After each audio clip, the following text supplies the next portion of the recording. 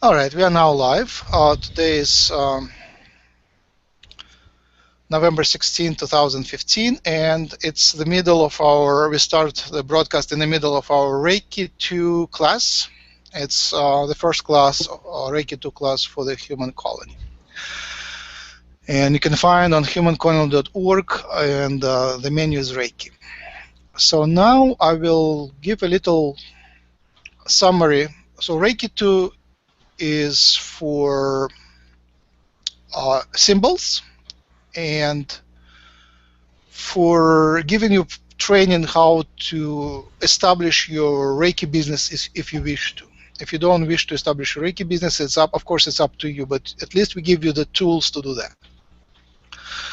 So there is tons of Reiki businesses. The Reiki has started a long time ago, yes, and it was for a long time. It was a secret Asian art. It is still a secret art in Japan, which is traditionally transferred only to few people who are trusted, and also it could be expensive. But at some point, when Japan was under attack in the Second World War, the founders of Reiki decided to let it out to the West, and they trained and dedicated the special student who was sent to Hawaii, Takata Hawaii. It's a woman, and she made it westernized.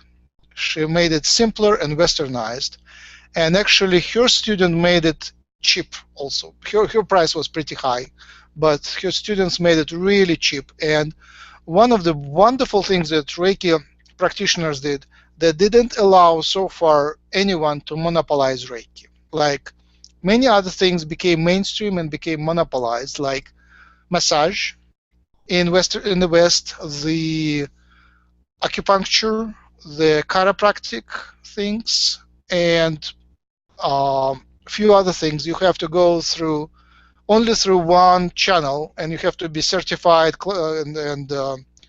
and you would get benefits from that, because when you finish the training, basically you have a super certificate, and you don't have much competition because it's only through one channel. But in Reiki, basically there is no major organ or no major organization, so it went into many branches. There is many flavors of Reiki, and it gives lots of freedom because the regulation of Reiki is minimal, and basically your protection is because it's more of a spiritual art than medical art.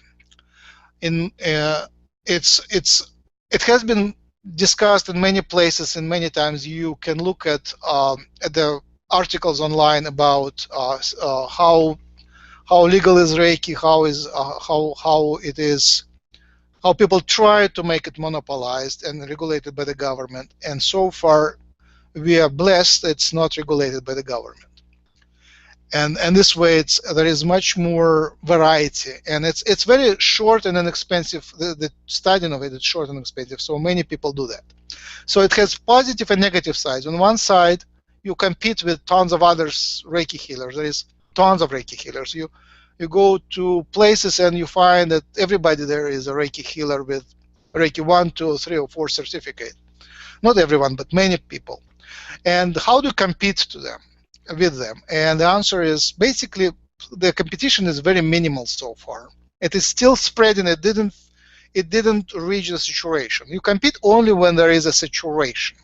When there is no saturation by the supply, there is no saturated supply, there is still an opportunity. But basically, in most cases, you have to convert new people to Reiki and make them your own customers. It's very rare that the person is already into Reiki and they will find you. In most cases, it will be new people who you just convert to Reiki and explain what it is. So much of the work you do is teaching what Reiki is. Now, in Rochester, I believe it is in many senses is the capital of Reiki. How it happened, it's a mystery. But if you Google number of Reiki hits in Rochester around the globe, and then divide by the size of population. Rochester comes like maybe third from the top, or maybe first from the top. It's just amazing how it just where upstate New York, Rochester, upstate New York. So in Chicago, Reiki is not as popular, but when I was driving Uber, uh, about maybe 70% of people heard about Reiki. And when they speak about that, they mentioned that they heard it in a positive way from, like, my girlfriend had her friend who had Reiki, and it was nice. And I drove a pharmacist, just being educated right now. He's finishing his college, and they had a class on alternative medicine, and that's where they learned about Reiki. Now, doctors and pharmacists in mainstream, they have classes about alternative medicine, so they know about Reiki. People who do massage, many of them get into Reiki. So I believe Chicago is the capital of massage. Massage is everything here. People eat, drink, and get massage. So massage offices are everywhere, and it's a very respectable way of life. And people are massage therapists, or they get massage, and they all learn about that. Acupuncture offices have Reiki people here. I would say the ratio is 1 to 5, 5 acupuncturists, 1 Reiki. And some people kind of combine the qualities of, say, medical, Reiki, something else, or acupuncturist and Reiki, or massage and Reiki, and so on. So, starting Reiki, I guess you have to be desperate. I was desperate. Jim was desperate. You have to be desperate to really start Reiki. When all other paths, which are, give you a lot of money, are closed, then you discover that even that little which is provided by Reiki clients is sufficient. And the advantage, obviously, as I said, is that you're your own boss. You define your schedule, you define your clients, and your bosses are your clients, basically. You have to satisfy them and be nice to everybody. But it's very easy to be nice to them because they are not as bossy as typical bosses. The main mistake which everybody is doing when they start their business, they become obsessed about their websites, their registrations, their other things, and they spend all the energy establishing a new beautiful website, pay for it, tons of money, get all possible registrations, and then what? And then they find that the clients don't come to them, because to get the clients in is a skill that is very different from really establishing the formalities. You can obsess about formalities, but it doesn't really help to establish the clientele. It's called getting your clientele. That's the language. And it's common not only to Reiki, but also to other alternative healing arts. It's about the same market. Acupuncture, herbalists, even psychics, and Ayurveda, yoga. Yoga is big also. Yoga is big in Chicago. Everybody is doing yoga. And yoga and Reiki classes go really well together because it is the same energy. When you do the healing on yoga patient, it is the same energy. You feel they're open to Reiki energy because they already practice the energy flow. So the art of getting and Thai massage also. The art of getting the clients is an art which is you have to learn it. It's an art which you can learn. And the key there is provide tons of free services. Provide tons of free services. First month you would be providing everything for free, or if you do it in the office, it would be you would only pay for the office but not anything else. And that's how you get your clientele. That you establish the flow this way. There are alternatives, but that's how I went through that, and that's how Jim went through that.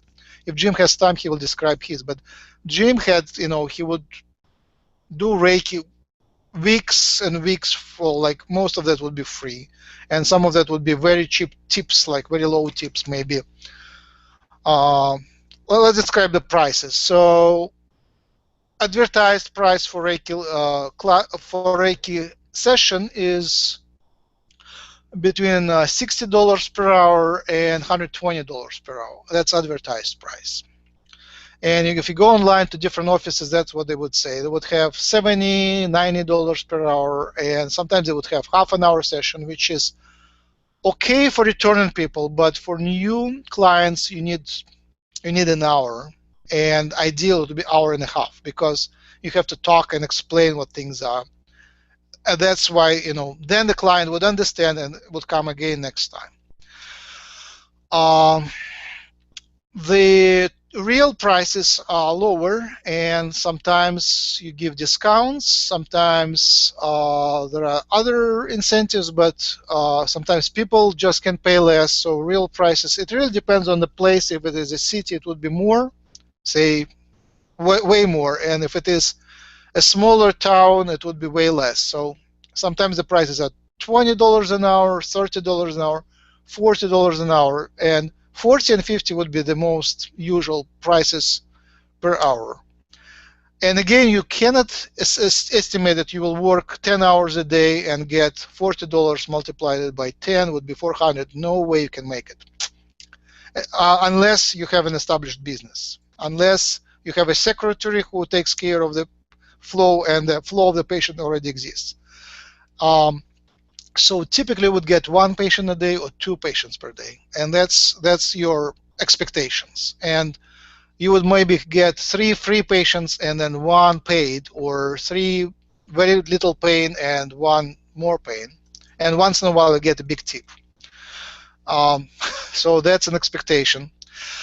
So the first place you go is Reiki Share, and you just get into the Reiki community. Be one of them. Go to every Reiki Share there. And second place is health fairs. They advertise locally in local tiny newspapers, which you find in library and food grocery store. There are little magazines with local events, and it would be a local health fair. But the easiest way to find it by going to local hippie shop, psychic shop, crystal shop. They all there is a hubs where all these local health fairs exist.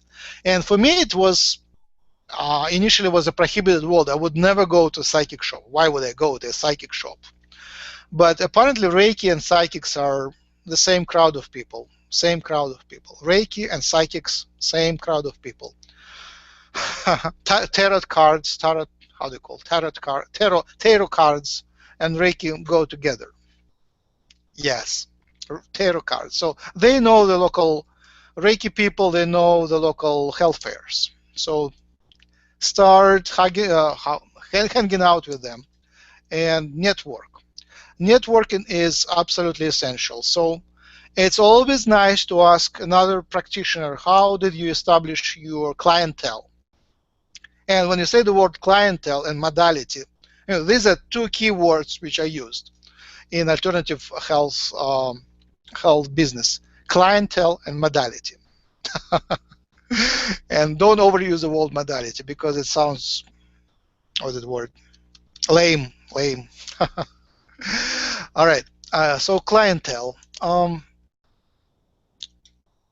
The best way to get your clientele is through Groupon and Living Social. Groupon and Living Social. Groupon gives you, it takes about 2-3 weeks to establish it because they have the bureaucracy, and it's very user unfriendly. But they, when I started my Groupon, I think in a few hours I got maybe seven patients. They bought the Groupons, and then they came only a few months later when their Groupons were expiring. So I established that in the beginning of August. In the middle of November, I was servicing these 7 patients. But after a few hours, I just closed that. I had to call Groupon and said, no, I'm moving out. I cannot take that many patients at once. But you have to establish your price properly and play with your price. And in Groupon, they have your limitations, how many times you can change the price. But basically, Groupon takes half from their from the price the client pays. So if you establish the price that's crazy marketing. But in a Groupon, you say, well, the price for my session is $140 per hour, and then for this Groupon coupon, I give you 50% off. So you pay the patient pays $70 for an hour session, and then Groupon takes half of that of 70. They take 35, and you keep 35. And they allow you to do that only in established offices. So you have to rent a space in the office. And this 35 is about how much you pay to rent the space in office. So you work only to get patients without any money return. But then you get the business going. You get the to know people in the office and blah blah blah, and it starts rolling. That's how you start rolling and growing your business. If you Living Social, exactly the same calculation. They also take a say 140, 70, 35, blah blah. And it works because people somehow they love 50% off. When they see 50% off, there is a certain layer of people. When they see 50% off, they grab it, and they keep it until it's expired, and they hurry to cash it. And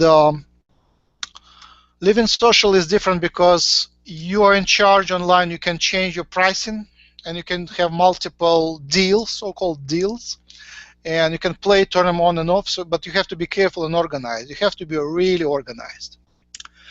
Now, when Jim started his business, he bought his, how do you call it, calendar book, appointment book, and he uses it very carefully, and he never forgets an appointment or never is late for an appointment. Jim is absolutely great. He would come always 15 minutes in advance to an appointment.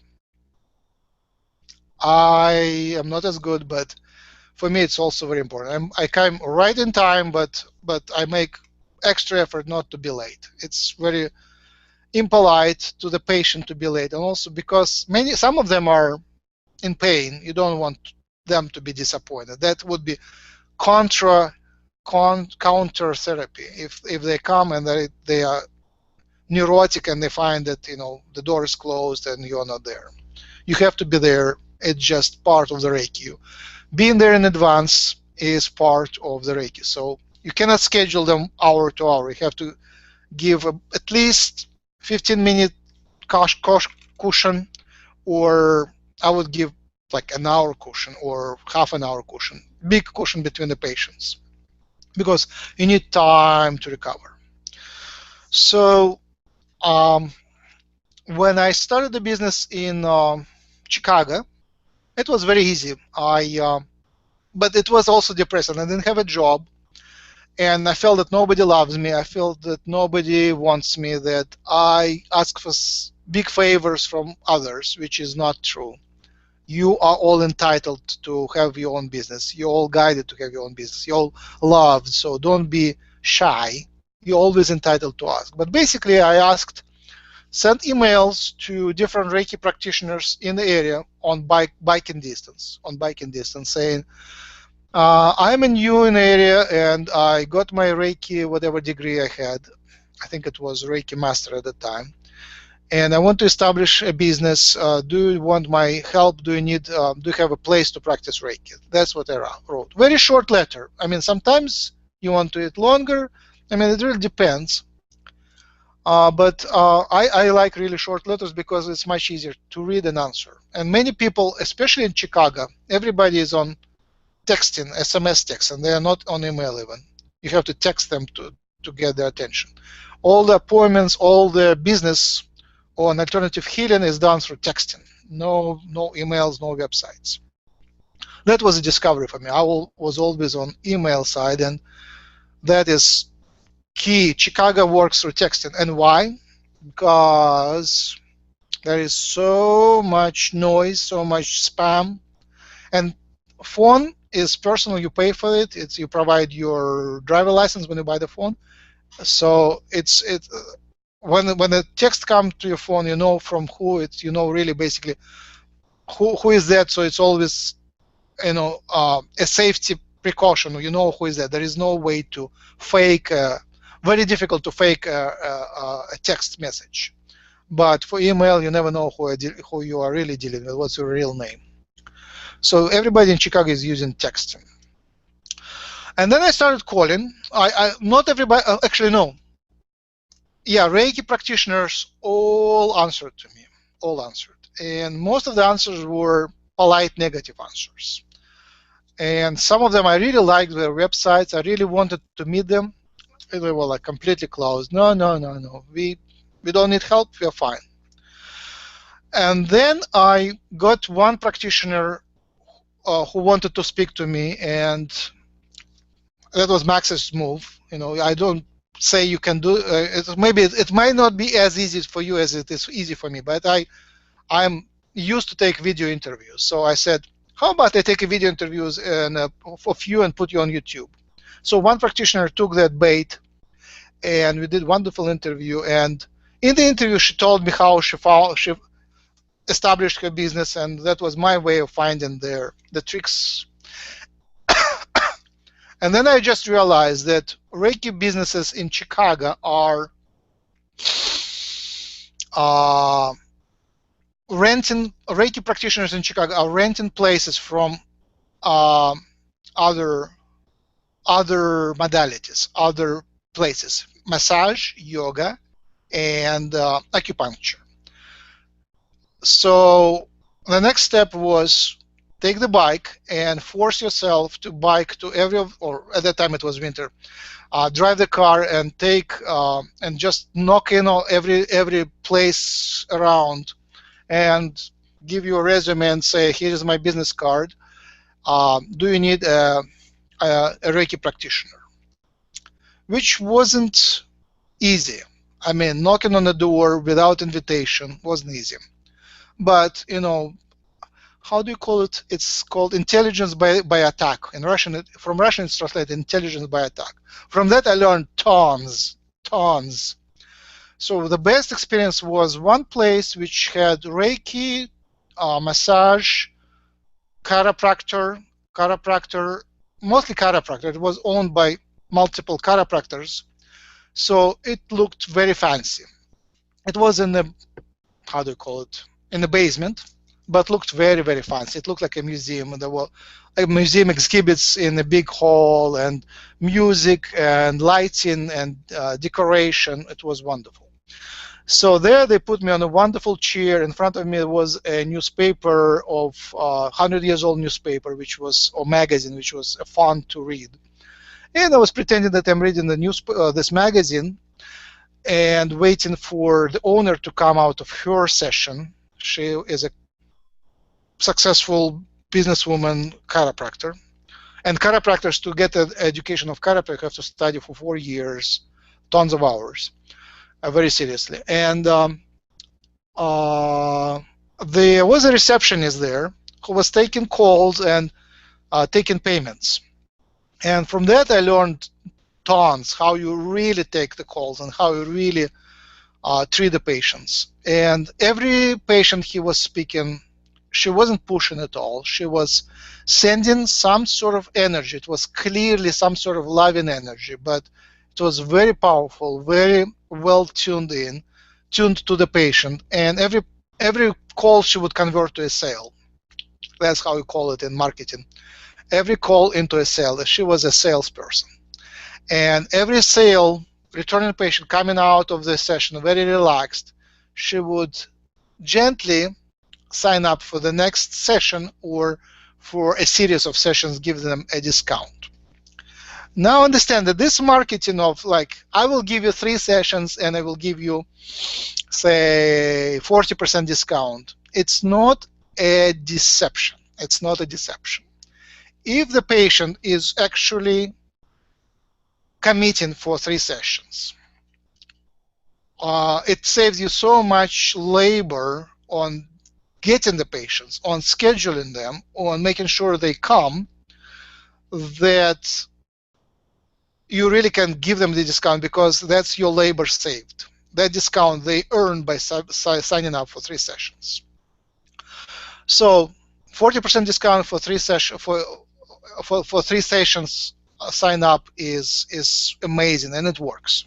Or all variants of that. If you pay now, you get 10% discount. If you pay later, it would be more expensive. So all of these tricks, they work because that's how the business world works at these days. Now, why it is so difficult to advertise and find patients? Because there is tons of deceptions, and because everybody's communication channels are blocked by dishonest advertisement. Dishonest advertisement kills everything. You know it really well. You wouldn't open emails just because they look like advertisement. You wouldn't, even the most truthful advertisement, if it was on your door printed in color, you wouldn't take, just because everybody has these filters these days. That's how things are spoiled these days. The information is messed up. Everybody is afraid of deception. In Rochester, establishing a new business was really, really, really difficult because people go through friends and through familiar businesses, established businesses, because there is so much deception. It's really hard for a new business to squeeze in.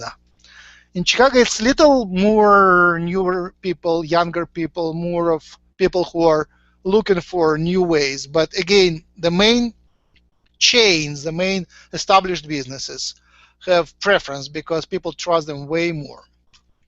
So that's why advertising in old way, like on the website or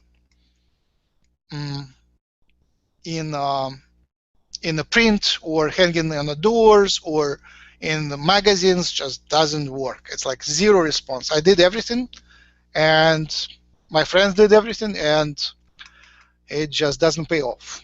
Doesn't pay off. So don't waste your money on website. Business cards, if you're really sure, if you have money, yes, do.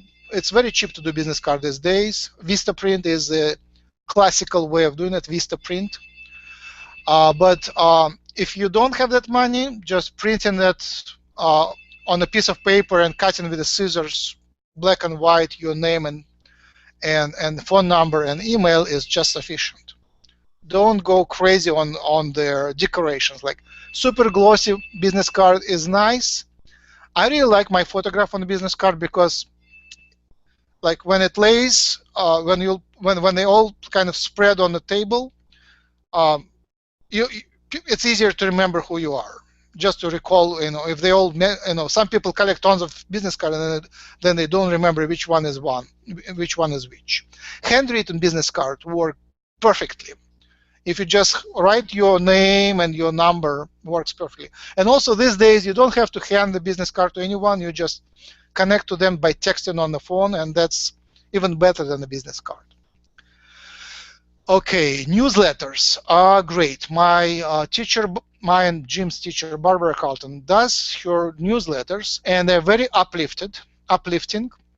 And she does it not too often, and she goes at extremes. She kind of schedules classes and sessions and stuff and webinars for half a year ahead, and she keeps the calendar. And most of the events she schedules never happen because people don't sign up for them, but they all are scheduled there for people to call and sign up. Jim and I, we don't do that. We schedule minimum. We have regular events. Jim does his Saturday webinar, free webinar. That's free advertisement for his channeling, paid channeling sessions, and for his Reiki sessions. And it works absolutely beautifully. So basically, establish some sort of free services which you provide regularly, and that's where you get your clients. So I regularly go to these health fair events where you provide mini sessions, 15 minutes each. It's organized by someone else. It was like that in Rochester, and it is like that in Chicago. The only difference is that in Rochester, most of those events were flukes. You come there, you even pay for participation, but there is no visitors except the providers. You have a wonderful crowd of providers which advertise to each other, which is very depressing. There is psychics, tarot readers, crystal shops, incense, and essential oils, which I love all of the above. And like jewelry, light worker jewelry, Reiki, massage, that's a typical crowd, chiropractors, um, different Chinese, Eastern arts. And in Rochester, it's all almost never have a people, except once a year they have successful one, and others they just come together just to have fun with each other. They don't even expect the customers to come. Once in a while they get customers, but very rarely. And one of my friends always makes a sale there because she is a good jewelry maker, very talented artist, and beautiful by herself. And she just have wonderful sales. People she sells to the other practitioners, and it works just fine. But for establishing Reiki business, it didn't work. In Chicago, there are events like that, but they are well populated. Like I go to this Sat Nam Yoga monthly event, which lasts usually 4 hours or 8 hours, and for $10 you can provide your services. You pay $10 and then you establish your, either you bring your bed, Reiki bed, or you just put a mat which they provide and you do it on the floor. And there the flow of clients is of people is like tremendous. It's like 2 big rooms are packed with people and they all do the things. And suggested donation is there like a $1 per minute. So typically you do 15-minute session, and sometimes you get $3, sometimes you get $5, sometimes you get $15. But you kind of get your hands-on. Things start rolling. Things start rolling this way. You meet other people, you chat in between, and of course, established good practitioners. Somehow people sign up to them, and less established, like they sit there without anybody signing up. So again, what I found that I just go around, find people who I like, and say, I'm available now. Do you want a session? And 50% of the time, okay, 30% of the time they want it, and 70% of the time they say, yes, maybe, but I'm with that person right now, but I will look into your, but you have to be there, and there is like sign-up sheet for every 15 minutes. They give you that sheet, and it says your name, Reiki, helps for that, and that, and then there is time when they sign up for that time. And it works perfectly, and it's practiced everywhere. That's like little demo sessions. Now we also go to events where Reiki practitioners and other practitioners provide free services in hospitals, and also in Jim goes in Rochester. We went to YMCA once a month, and also there was Barbara, our teacher Barbara Carlton. She went to how do you call it? It's a big conference, cancer something, or blood something, or heart something, like big health event, mainstream health events. That's called mainstream health events. And there people just provide the booth, and now people already get used to seeing Reiki. Like not often the people get surprised. They just, again, the sign-up sheet, and you provide free services. And after your service, you say, here's my card. It can be handwritten. You don't need thousands of cards. You need like few. You can do handwritten cards. Handwritten works best.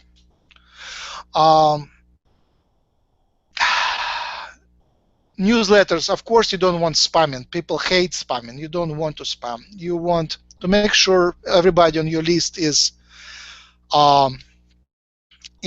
they gave you their emails and they welcome your emails. And now the rules are you have to provide unsubscribe link.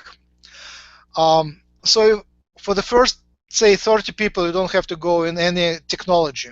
30 people or 60 people, you can just make a list and send to the list in your Gmail, whatever. Make sure to use BCC, so the people don't see the emails where you send it, because once in a while somebody answers to the whole lists and upsets the whole list. Or even worse, they start sending their advertisements to the whole list. Some people do that. They just, and I do that sometimes too. They just take somebody else's list from their email and just send your advertisement out. I do it only when I feel it's appropriate, but and only to the list where I know the people. But put your lists, email list in BCC, send it from yourself to yourself, and provide them the option to get out of your list. We get some upset customers just from from sending the extra newsletters, and we really, I learned by I learned to be respectful for people not wanting more newsletters. Now, how do you write your newsletters? The more color, the worse. The more simple text, the better. Plain black on white is, without any formatting, works best. Just because people, when they see colors, they think it's advertisement, they just trash it right away.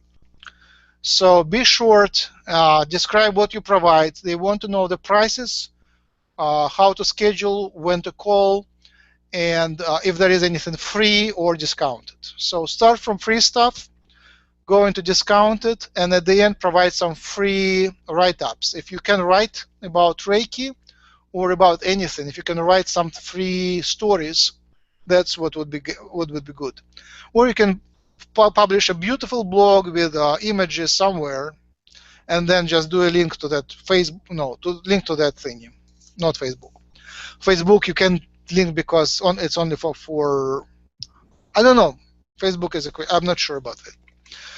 I think Facebook you also can link.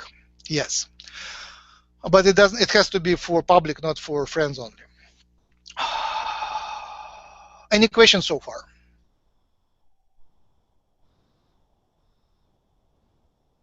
Is everybody sleeping? We're not sleeping. We're here. Yeah, right. Not sleeping, Max. I need questions and comments. Can you hear me yet? Yes, you're good. Yes, we can hear you.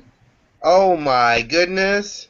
But we don't see you. See your picture, that's it. That's fine. If you can hear me, that's the most important thing. One thing I forgot to mention, buying a Reiki table is a good investment. Both time I bought 2 Reiki tables. One I donated to Jim or paid him for a session with the table.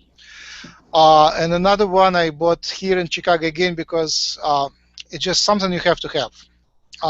It's a typical massage table. I like bigger ones, and I shop around on Craigslist, and once in a while you can find for $50 almost new Reiki table, almost new massage table. There are different designs, but I wouldn't worry much about it. I mean, if you're not as strong, maybe you want a lighter one. But having a portable table is wonderful because you can always set it up in your place. You can always take it in your car on the back seat and go to someone else. And some people are afraid to come to houses, to your home, so they meet you in your office, but then they can come to your home, so you don't have to pay for the office.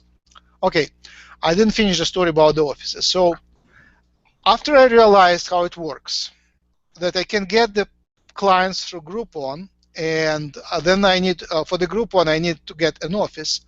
I just took my bicycle and went around, and again, because I was depressed, it took like 1 trip a day, but I forced myself to go out and ask around. And it became very easy because when you want to rent a place, you are not asking for any favors, you're just one of the customers. So the Reiki practitioner is another customer in the office. So the business is you have an office, you rent out spaces to different practitioners, and it could be on a fixed schedule or flexible schedule. It varies. And so I drove around, and some places didn't want any to rent any. Some weren't compatible with Reiki, but there were like 4 places which were perfectly compatible with Reiki. One place was interesting. They just fired, I guess, or old practitioners ran away from it for some reason. I guess there was a conflict there. So the owners just were eager to rent the space. And the place was wonderful. The price was good. The play and a perfect, how do you call it? Perfect situation there was that the place already had a flow of clientele. People were coming for massage and wellness. It's called wellness services, where basically you have workout machines and you have a trainer, a coach who would coach you how to do wellness. And so it's healthy people coming all the time. And there you can put your business cards. You can provide free lectures. Again, I offer free lectures for Reiki. Offering free stuff is important. And again, if you establish a relationship, people can do referrals. Referrals is something when others people refer clients to you, and it's generally considered to be a poor practice to pay for the referrals. So if they refer to you, basically it's expected that you refer to them, but not paid with the money. So getting referrals by money is not a very kosher, not very appropriate way of doing things. All right, and then the second office was perfect in a way. It was a Reiki-oriented office. It's called Tribe, and it has the idea of multiple practitioners coming together, some of them founders and some of them just renters, and it's all designed for just rented part-time. The prices were a little more expensive, but they had so beautifully organized everything. There was a big class area and a 6 small offices, absolutely beautiful, clean, well designed. There is that quiet atmosphere, the extra curtains and a door, and it's all, and no secretary. It's all automatic. So there is a code and a lock on the thing, and automatic. You reserve your time over online. So that's a beautiful place. Our Barbara Carlton, our teacher, she had 3 different places. One was first was too expensive, so she basically spent more money than she earned from her business, but it was very beautiful. All wood, and she had a Reiki rooms and also the classroom and a store with different stones and incense and jewelry. So then she decided she wants something cheaper and simpler, and they moved, and she went at extreme. It was far from the civilization, very cheap. It was like $300 a month, which is nothing. Big space, beautiful, new, all wood, no internet, and impossible to find on the map. So people would be lost all the time. So that was a disaster, business-wise. But it was a nice place. We had nice meetups there and had classes there. But to bring the patient there was almost impossible. And the third place is kind of optimal, not too far, not too close, not too expensive, not too cheap. But she already had, all the patients. One of the key things which is important is to remember who are your patients, to really have attachment to have a relationship. Jim is really good with that, and I am mediocre. Some patients I just don't remember. I don't remember even the names. So my return rate is low. Some people have like 100% retainment rate. If someone they get it, they work really well. They speak really well. They give them perfect friendly consultation. They give them the sense of recovery, well-being, and that's really depends how happy you are, how professional you are. And what they discover, many of the practitioners are very different when they speak to the client than when they are like in normal life. Normal life, they are normal energy flow. When the client, they kind of really, especially that's a Chicago style. Your client is your best friend. In Chicago, your client is your really best friend. They're like best friend. They give you all the love possible. So, so that's something to consider. It takes understanding how things work, and it takes kind of being with other practitioners to see how they work. if you meet other Reiki practitioners, always ask, how do you establish your clientele? How do you retain your clientele? What's your typical way of charging and discounts and stuff? And how do you do your newsletters? Charging.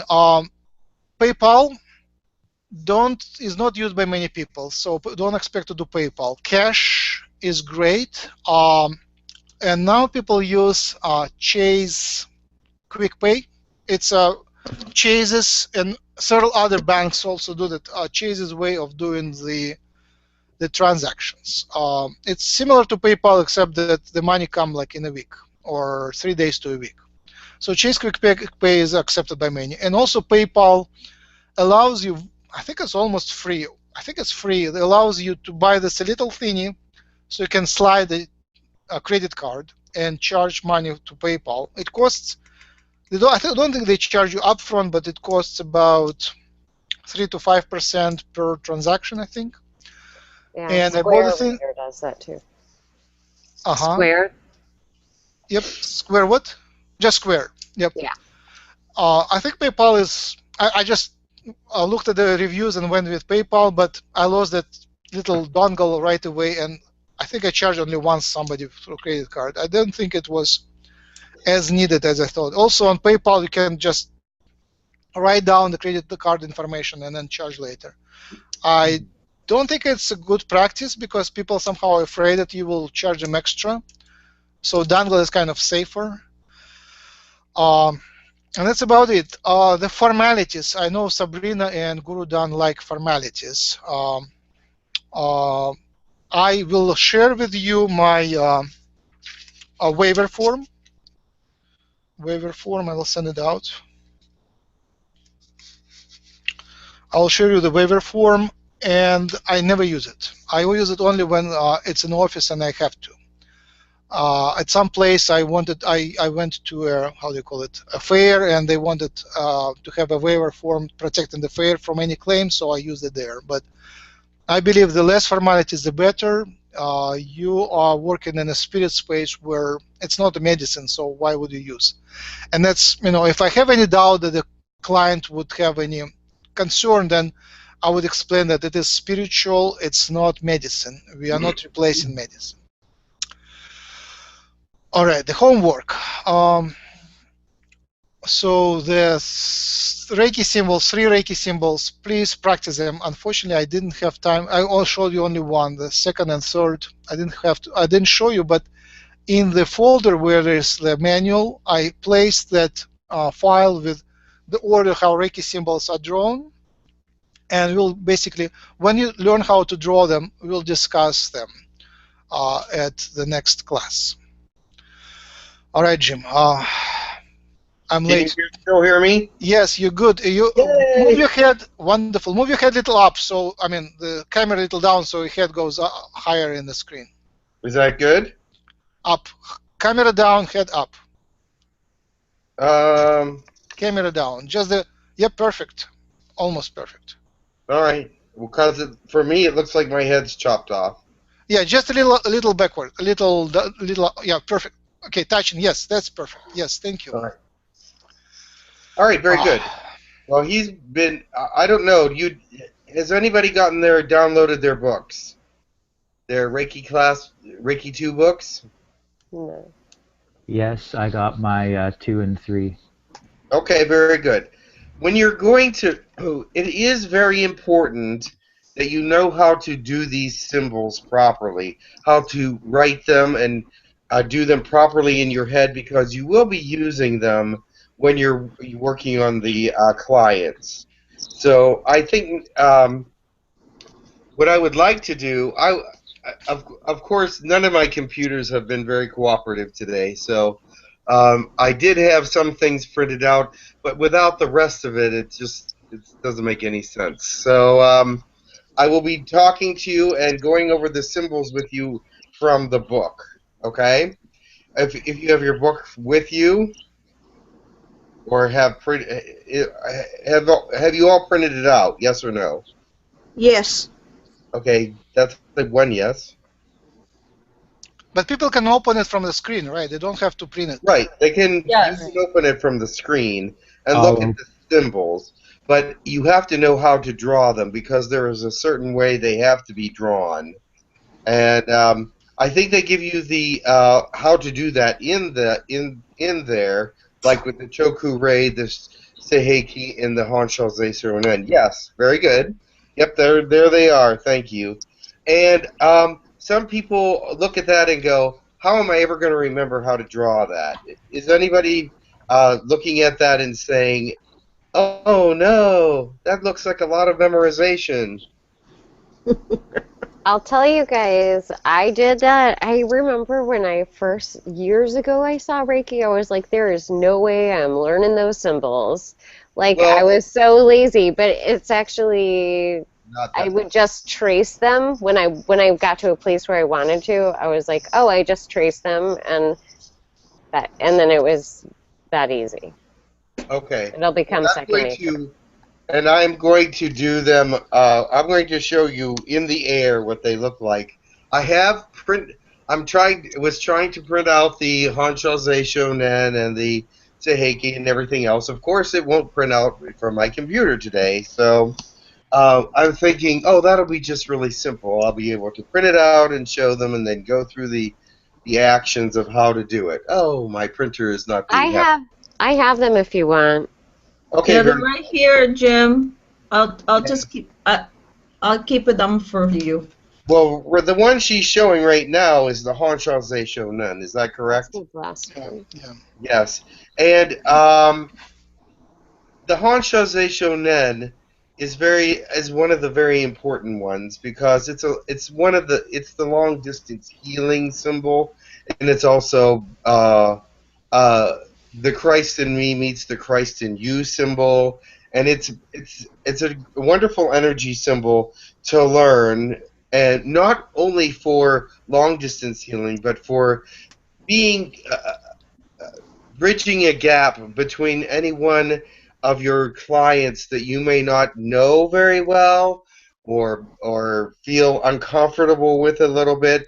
I would do the Honshou Shonen with them right away because it would be the Christ in them or the godlike being within them meets the godlike being within you, and that's a very comforting kind of feeling. Don't you agree?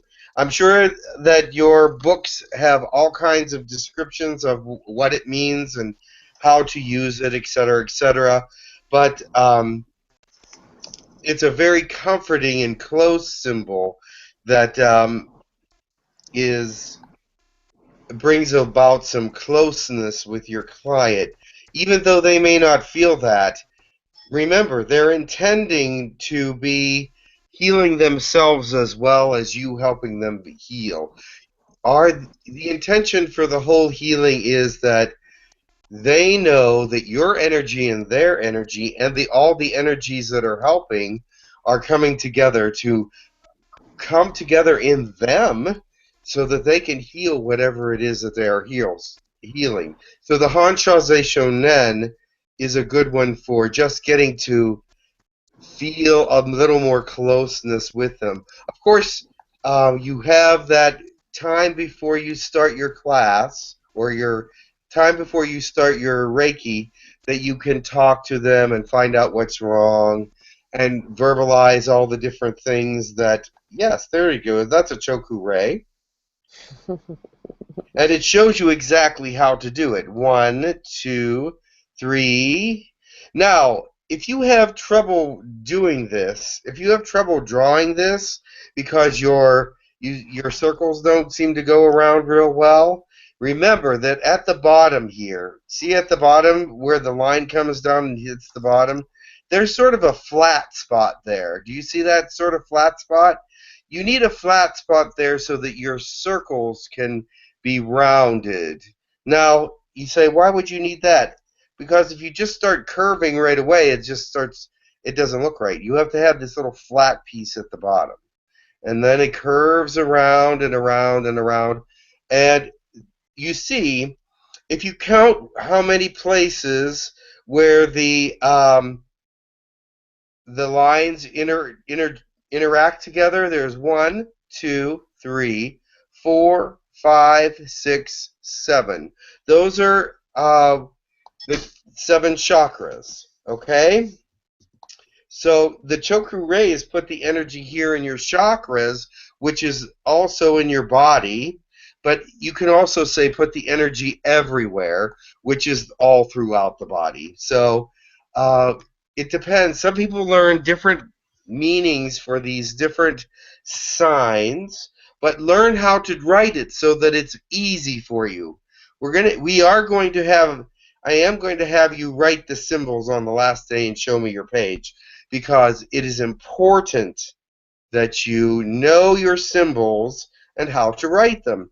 Why is that? Because when you get somewhere, you're not going to have this book to use to do your symbols. You're going to have them in your head. You're not necessarily going to be drawing them in the air, but in my head, I do a lot of drawing. I draw the symbols in my head, or sometimes I draw the symbols in the air. You know, it's a wonderful thing. If you have I see some of the Reiki people that are doing their Reiki. They are actually doing their symbols in the air, and they do them really fast because they need that energy now. They need whatever it is that the spirit is telling them to do right at that moment. So yes, the Seiheki is for emotions, for different things of that nature, but it's a very powerful and energetic symbol that can do many things. But its main function, as far as I'm concerned, what it does mostly when I'm using it, is it causes them to their emotional pain to be relieved. You see, sometimes when people are feeling pain, it's not all it may seem physical, but it comes from the emotional. They have a lot of emotional things that they've kept inside.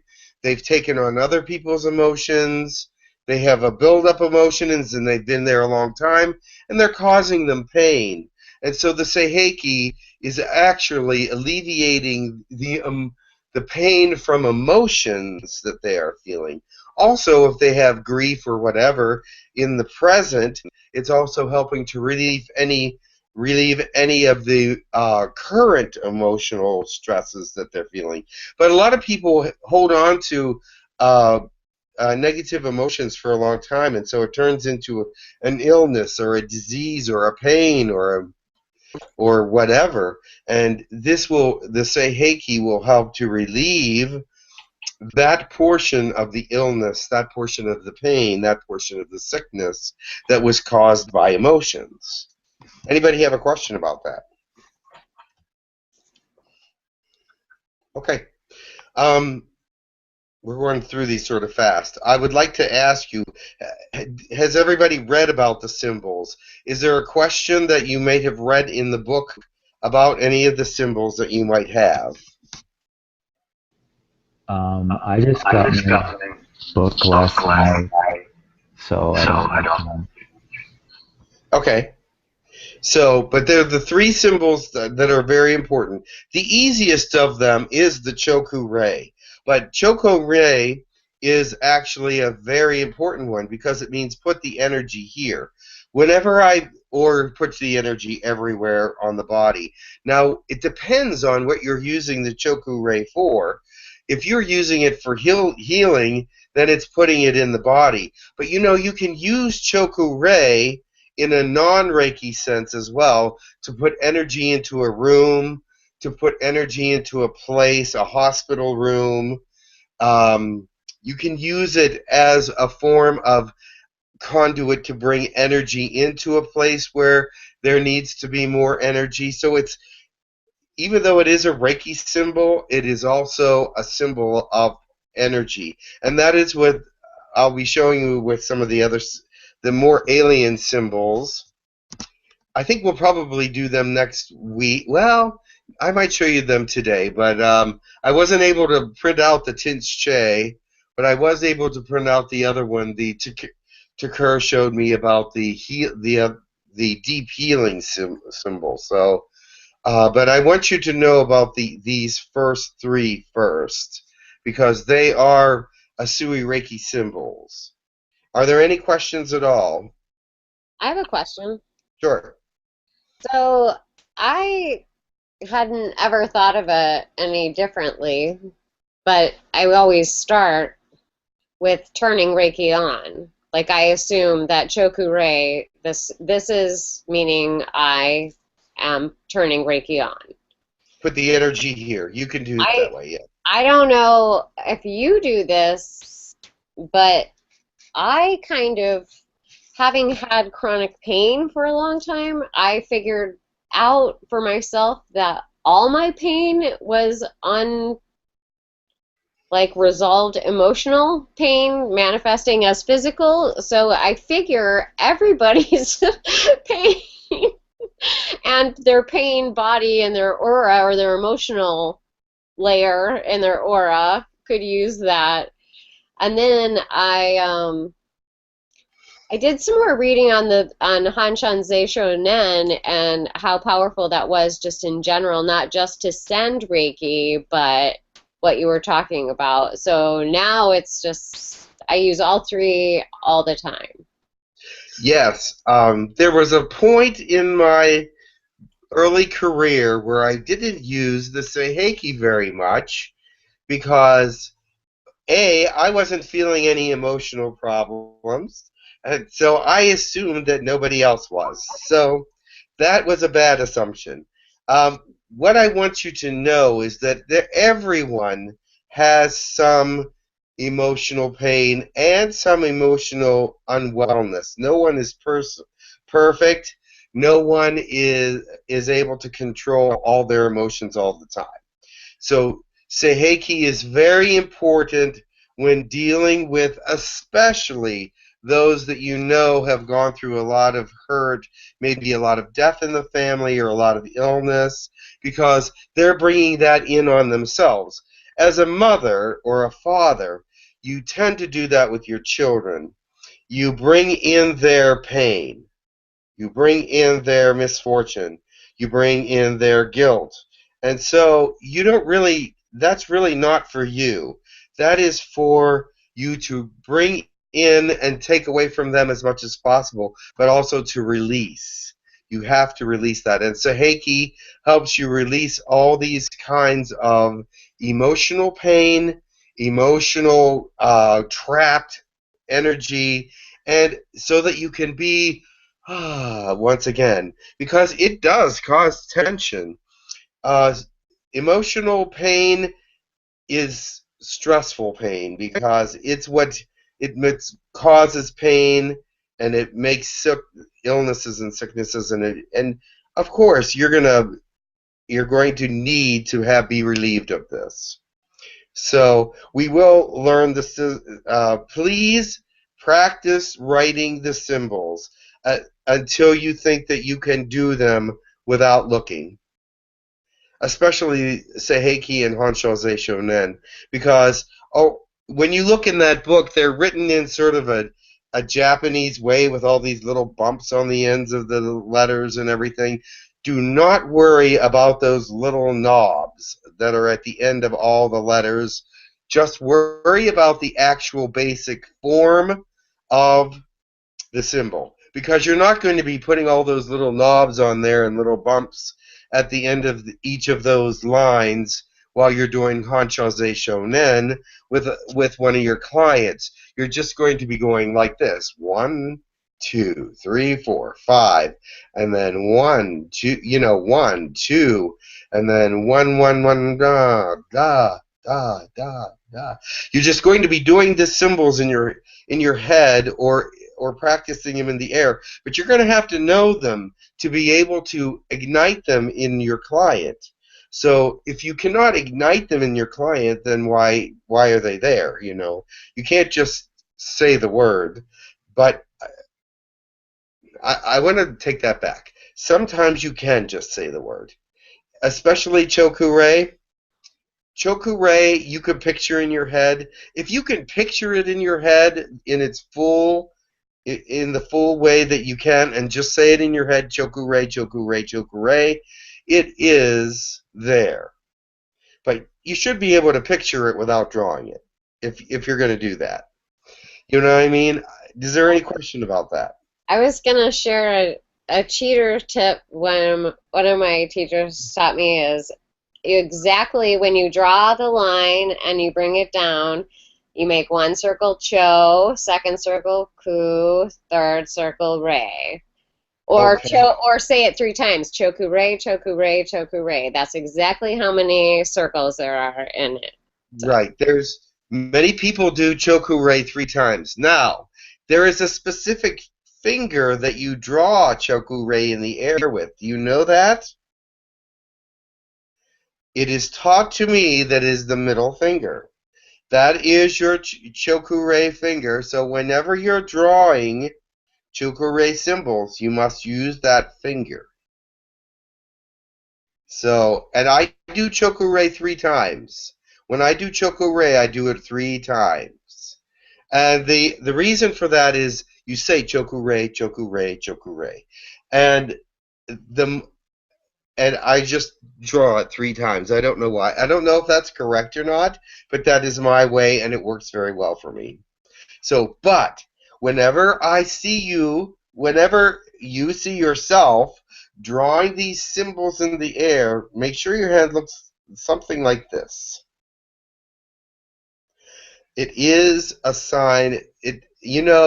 And I had people say, "Oh, that's a bad finger." Well, only if that's the intention. If it's a Reiki finger, that's the intention of the Reiki finger. And that is how it was taught by the masters, that the middle finger of your either left or right hand, whatever, if you're left-handed, it's your left hand. If you're right-handed, it's your right hand. Or, in another case, if it's your more powerful energy hand, because some people are right-handed, but their left hand has more power in it. Some people are left-handed, but their right hand has more energy in it. So use your energy hand, the one that has the most, but do write all your symbols with the middle finger, and it's not dirty unless you intend it to be. So, but that is how it has been brought down through the Asui Reiki tradition. And so it's beautiful, really. It's a beautiful hand position if you really want to talk about it. I mean, look, doesn't that look graceful? So, anyway, any questions about that? Okay. I do want to show you, what did I do with it? I've been all over the place this morning. I got 8 phone calls while we were waiting. Oh, here it is. I hope you can see this. This is a symbol Kerr has actually given to us. And it looks like a Choku-rei sign. However, look into my eyes. It is many faceted. Let me put that up here. Can everybody see that? Let me pull that back. It starts as a Choku-rei. It goes around 12 times. Okay. Can you see it? Can you put it up higher a little bit more, Jim? Is that better? Yeah, that looks good. Now, you're not going to have to draw it exactly like this, because who's going to get that? A computer did this. But it is a more deep, it's deep down healing. This is for people with deep muscle stress and bone problems. Okay? Did you get that? Deep muscle stress or bone problems. What this does is when you go around 12 times, you don't have to go in this dimension, but you just turn. You do the turn 12 times, and then you finish on the 12th. And this brings the energy deeper into the body. And this is one that Kerr has shown us, and it's called the Deep Healing Choku-rei. Jim, can I add something to that? Yes.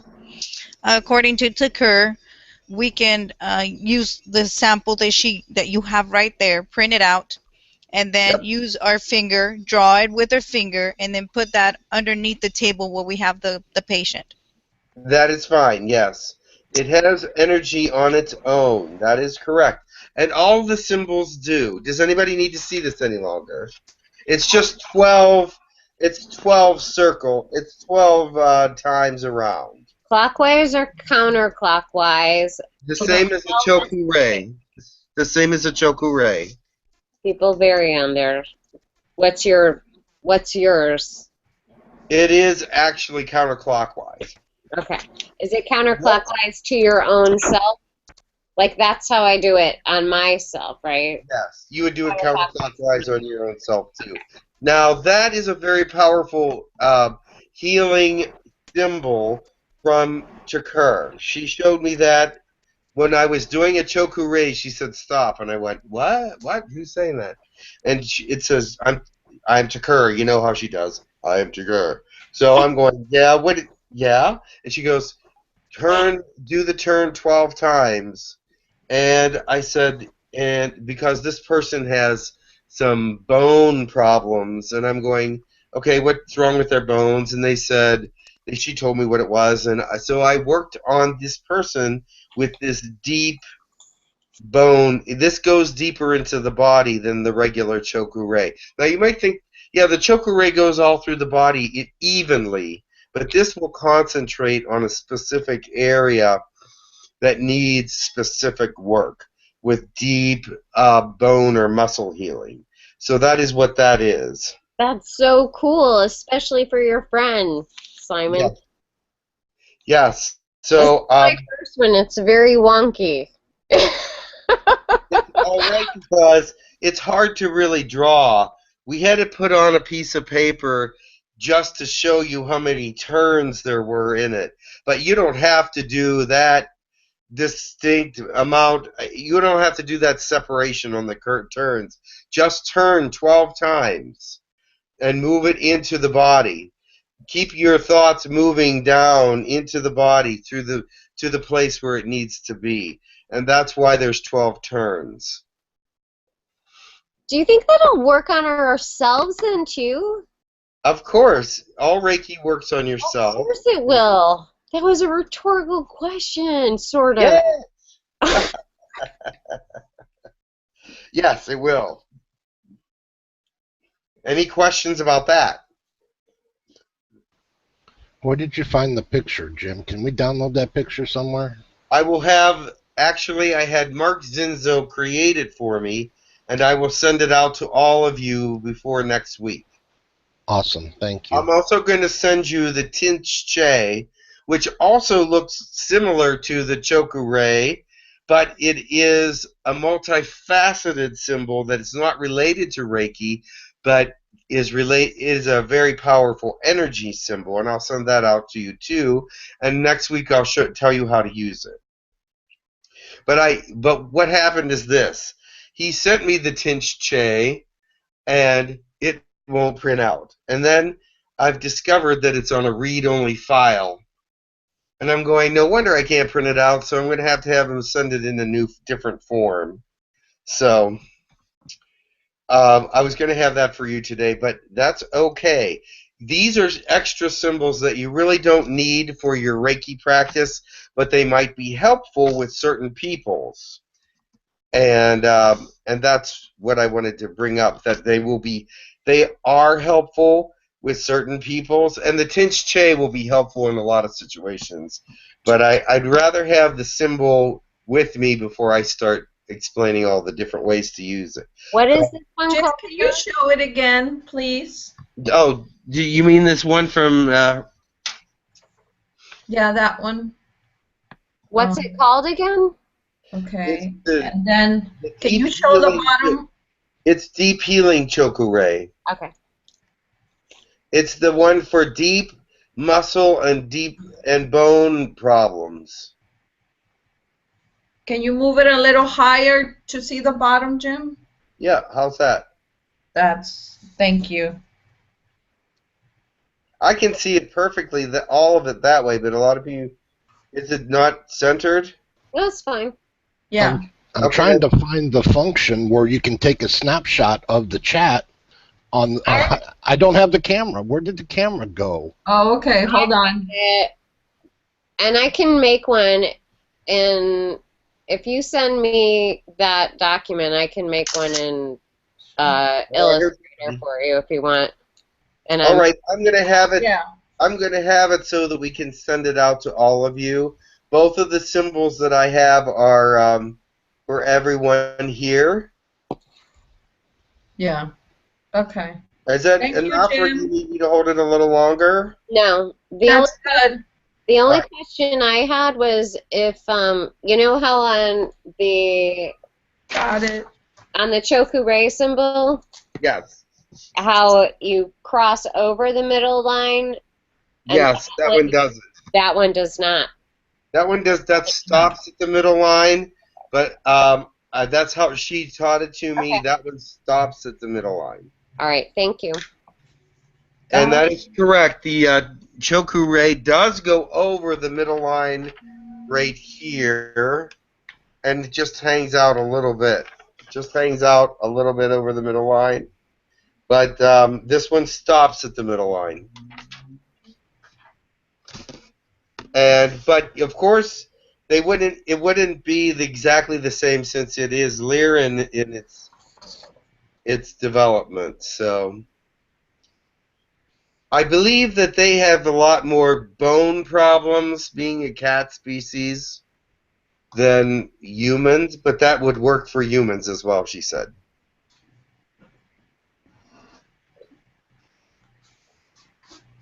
All right, we'll move on a little bit.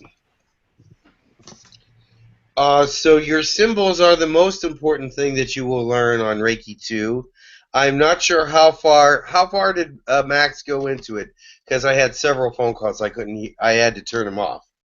So, but I'm sure he had a lot of good information. He talked about the business side of it. Oh, the business side? Excellent. Well, yeah, Jim, yeah. what I didn't cover, Reiki, in a Reiki 1, we do static positions. What I didn't cover is the movement of hands. I did only Reiki surgery, but not on any other movements. Oh, like the You can Reiki describe surgery? your Liran Reiki movements or any other Reiki movements.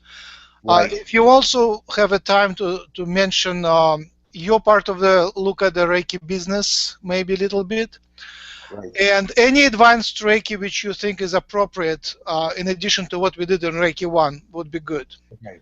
Well, and at the end, do you need me for attunement, or you can do it yourself? Either way is fine. Well, come back at around 3:30 in about an Okay. hour, and we'll do that. All right, thank you. Keep going. Thank you. Very good. Yeah, because, all right. I did show on Reiki 1, when we did Reiki 1, there were some of you that were there. I did show some of the positions for Reiki 1 from the Lyran, didn't I? Did anyone, is there somebody not at Reiki 1 that did not see them? I didn't see him.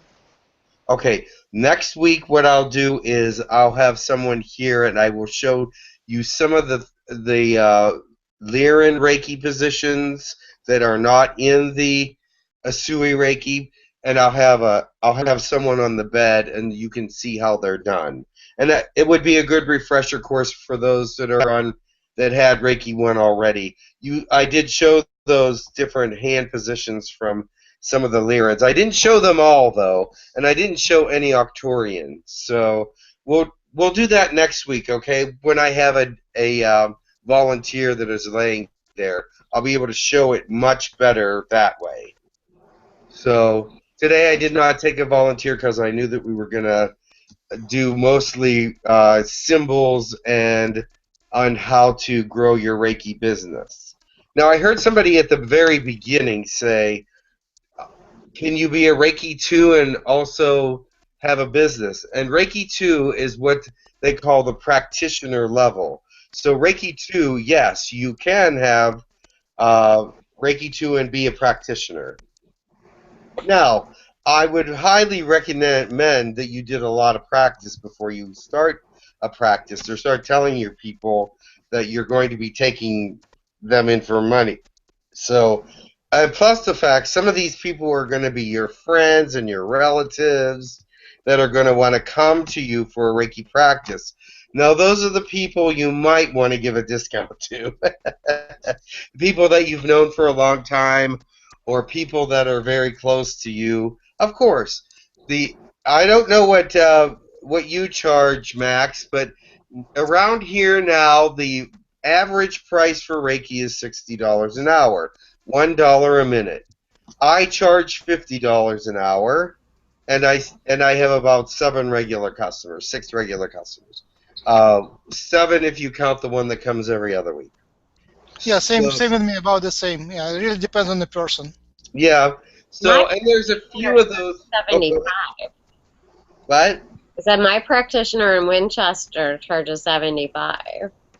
Wow. Okay. You Yeah, see, and how many people come to her? I don't know. All right. Never asked. Uh, well, I have a few that I charge full price to because they picked up my card or whatever. But anyway, let me tell you how this all started. I was a Reiki 2 practitioner when I did start my business. In fact, I was a Reiki 2 practitioner when I met Max. Is that not correct?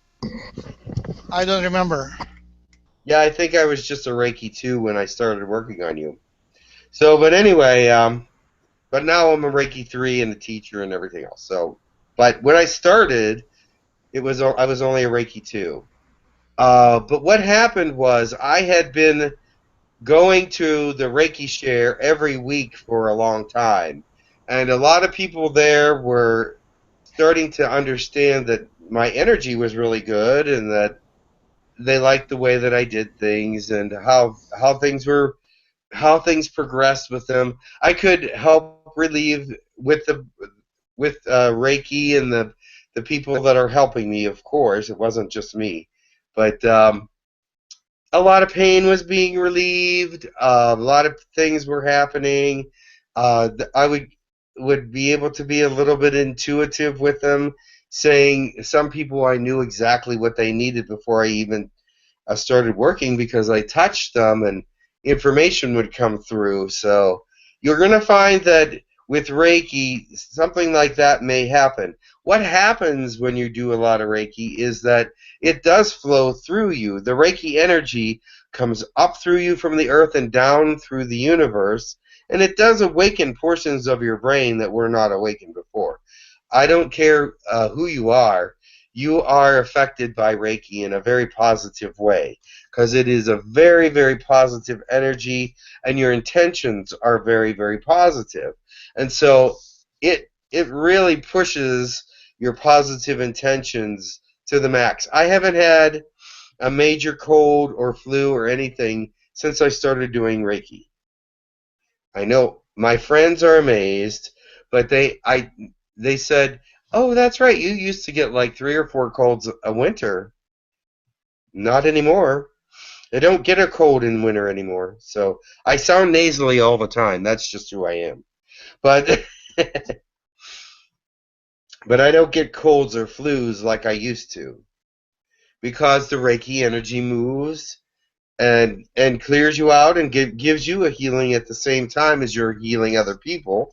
And you can't help but get that healing. If you're doing it the correct way, you're letting the energy come through you and go out through your hands, and you're not forcing yourself to heal anybody.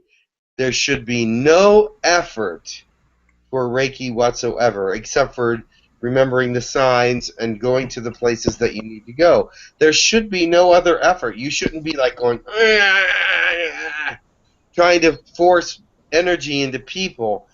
It should not be that way. That is not the way it goes because it should be a natural flow of energy through your body and out through your hands. And as it goes into your body, it also helps heal you as well. Even if you don't need help healing or anything like that, it's going to brighten your chakras, it's going to make you feel better, it's going to relax you, it's going to put you in a good frame of mind. If you are doing it correctly, all these different things should happen. It's not like Reiki should be a difficult job for you to do because it's going to be like, I love this. It's like you're helping others and you're also helping yourself. Now, a lot of people say, "Oh no, I shouldn't get a healing while I'm doing Reiki," and I say, "Why not? The energy is flowing through you. The energy is part of who you are. The energy uh, is what's healing the person down here. You can't help but be affected by that. And why shouldn't you be affected by that? If you were to turn off that energy coming through you from above and below, there wouldn't be any energy at all. You sort of have to let it flow through you. So you're going to get a healing whether you like it or not.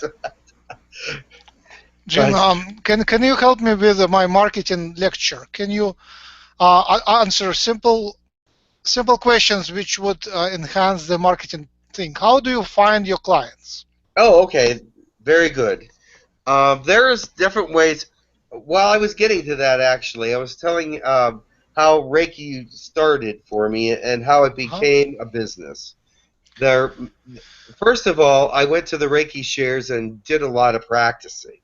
I did a lot of honing in on what style worked for me, what hand positions gave me the best optimum power, and what symbols I used at what times that did what for me.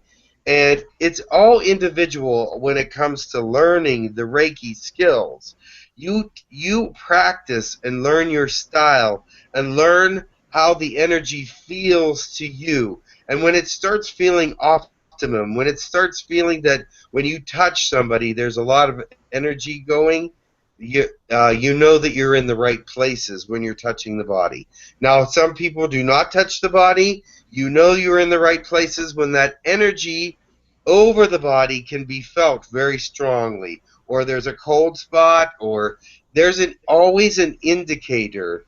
If and you always know what it is because your style is set for you. And if you go, "Oh, I feel a cold spot," what does that mean to you? What does that mean to you? Does that mean that that is an area that needs energy? I would think so.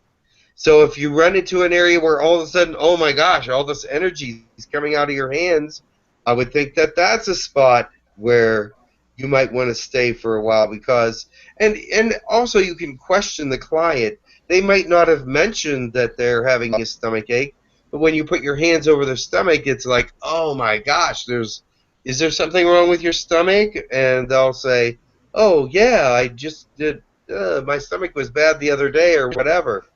I remember when I first. Let me help you answer your question. So Jim doesn't hunt for any clients. Jim is so excited, so happy when he heals people that people just love being his patients. They just are addicted to that. That feel Jim is shining when he heals people. It's like really like turning you from sick, unhappy person to a healthy, successful person. That's what Jim does, and that's all you do. Well, actually, no. I'm getting to a more business side of it. Um, I have so a question really quick. yes, Does applying the symbols help with like more long-term or just more permanence for the effects? yes, it can. It's all in your intentions. That's part of your intentions and your energy flow. A lot of people will take their intentions and put that into their energy flow, and that makes it more effective. And you can say long lasting. I do what I call long lasting chokurei, which means I'll intend for this particular energy to last for a long time because they're in a lot of pain. And so I want to do that chokurei and say, this is long lasting because, and I'll say to the God or the spirits or whatever, let's do a long lasting so this area will stay pain free for more than just 10 minutes or an hour, but for days. So Okay. your intention is important, but and you can intend your symbols to become more powerful as you become a greater healer. Does that make sense to you? It does make sense. I Thank wanted you. to ask slash, well, anyway. So I was, when we did our Reiki too, I was like the person they were practicing the distance Reiki on, so I went and laid across the yard. Okay. And my teacher taught them to make like a golden chi egg and write the symbols in it for a time capsule and intended a certain period of time. You guys, I could feel it, and I could feel them write the symbols on my. It was the craziest thing. Yes, you It can be was very super cool. sensitive. Yes, but as I started my, that is a very good thing, and I like that because that was all intention based. Remember that. It's intention based. Whenever you can feel them writing the symbols halfway across the yard or 100 yards away, you know that there's energy in this healing modem. So, or methodology or whatever you want to call it. And there definitely is. I could tell you a lot of stories, but I'd rather move forward and we'll leave the stories till later. But Max was asking me how I really started my business, and that was the beginning of it, is doing a lot of practice and going to all the Reiki shares. And some of my customers that I still have now are from that Reiki share. I have 2 regular customers from that original Reiki share. Now, how did I get other customers? I made my card. I just made a little card, and I put it in places where that I knew people would be looking for that sort of thing. And those kind of places are like uh, coffee clutch kind of places, their bulletin board, or I wouldn't put them in a place like Target or anything like that. But I go to a coffee shop that is very popular, and there's a lot of metaphysical people that go there. So I put my card in there. I got 3 customers in 6 months from that methodology. The thing is, here's another thing. Before you put your cards even up, put the Choku Ray right on those cards. Put the energy right on them. Put all your healing symbols into that card so that when people look at that card and they need healing, that jumps out at them. That energy of that healing modem jumps out at you. Okay? You may not think that works, but it does. This is my Reiki card, and it has all my Reiki symbols in it. And when you look at my card, you can feel the energy in it. And that's how I got some customers, because of my intention. And I put my symbols into that card. I put my love into that card, my symbols into that card, and my telling people when I prayed over that card, I said, I'm here for healing. I'm here for you. So that is something that you might want to think about, because even though it's a piece of paper, you can put your symbols in it and your intentions in it and your love in it, and it does work for you. It does work for you. Now, another way that I got customers was hearsay. I have a lot of my customers that are very happy go out and tell other people, oh, this guy's really good, It's not me, it's all the spirits that help, but they'll go, oh, I really enjoyed it. I felt great after it was over. It was very comforting, blah blah blah. You make them as comfortable as possible. Of course, when you're dealing with healing, you cover them. If the room could be 80 degrees, and I swear there's little old ladies that'll say, oh, do you have a blanket? And I'll go, sure, here you go. And it's like they have to be 150 degrees under there, but if they're happy with it, then I'm happy with it. If they're comfortable with it, then I'm comfortable with it. Or some people just say, could you cover my feet? Or could you take off Slipknot and put some more relaxing music on? Or no, I'm just teasing. You need to just make your customer happy with whatever they want. So, and I try to give them whatever they want within reason. Any question about that? But a lot of my customers come from hearsay. I'll say, "Oh, hi, how are you?" I'll talk to them on my phone, and they'll say, "My friend so and so said you could help me with my so and so," and I'll say, "I'll be more than glad to try to help you. I'll tell you what hours I have available, and we'll schedule you right now on the phone." And I'll give them a good, and they'll either accept it or not. If they only can do weekends, well, we'll do that. But and I tell them the price, and I tell them what to expect a little bit, even on the phone. I tell them a little bit what to expect, like you're going to feel some energy moving through you. It's a wonderful thing. The first thing it does is relax you, and then the second thing it does is put you in a healing modem, um, and you're going to feel great. So, and they'll go, "Oh, good, yeah," and you'll get some questions back from that as well on the phone. They'll say, "Do you work with chakras? Do you work with Kundalini? Do you?" Some of the more advanced people ask these questions, but for the most part, you just say, "Great, I'll be there," and blah blah blah. How much is it? And then they come. So. Another way to get customers, well, I have a place around me called Lilydale. Have anybody heard about Lilydale? I'm sure Max has heard about Lilydale. Yes. Lilydale is a psychic community. Um, and if you say to people, well, the thing is, I have a lady that did house cleaning. When she came to me, she was a mess. Her back was hurting, her shoulders were hurting, her legs were hurting. In about 3 Reiki sessions, she was a new person. She was like, "Oh my God." And guess what? Her sister lives in Lilydale, which is a psychic community, which is a community of people that like Reiki and things of that nature.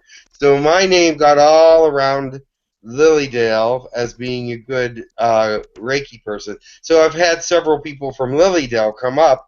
They're not close by, but they'll come up and do a Reiki session with me if they're in the neighborhood.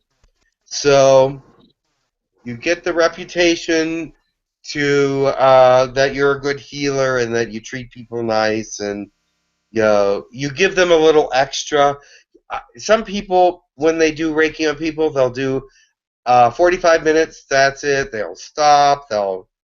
I go until I feel that there has been a good healing done.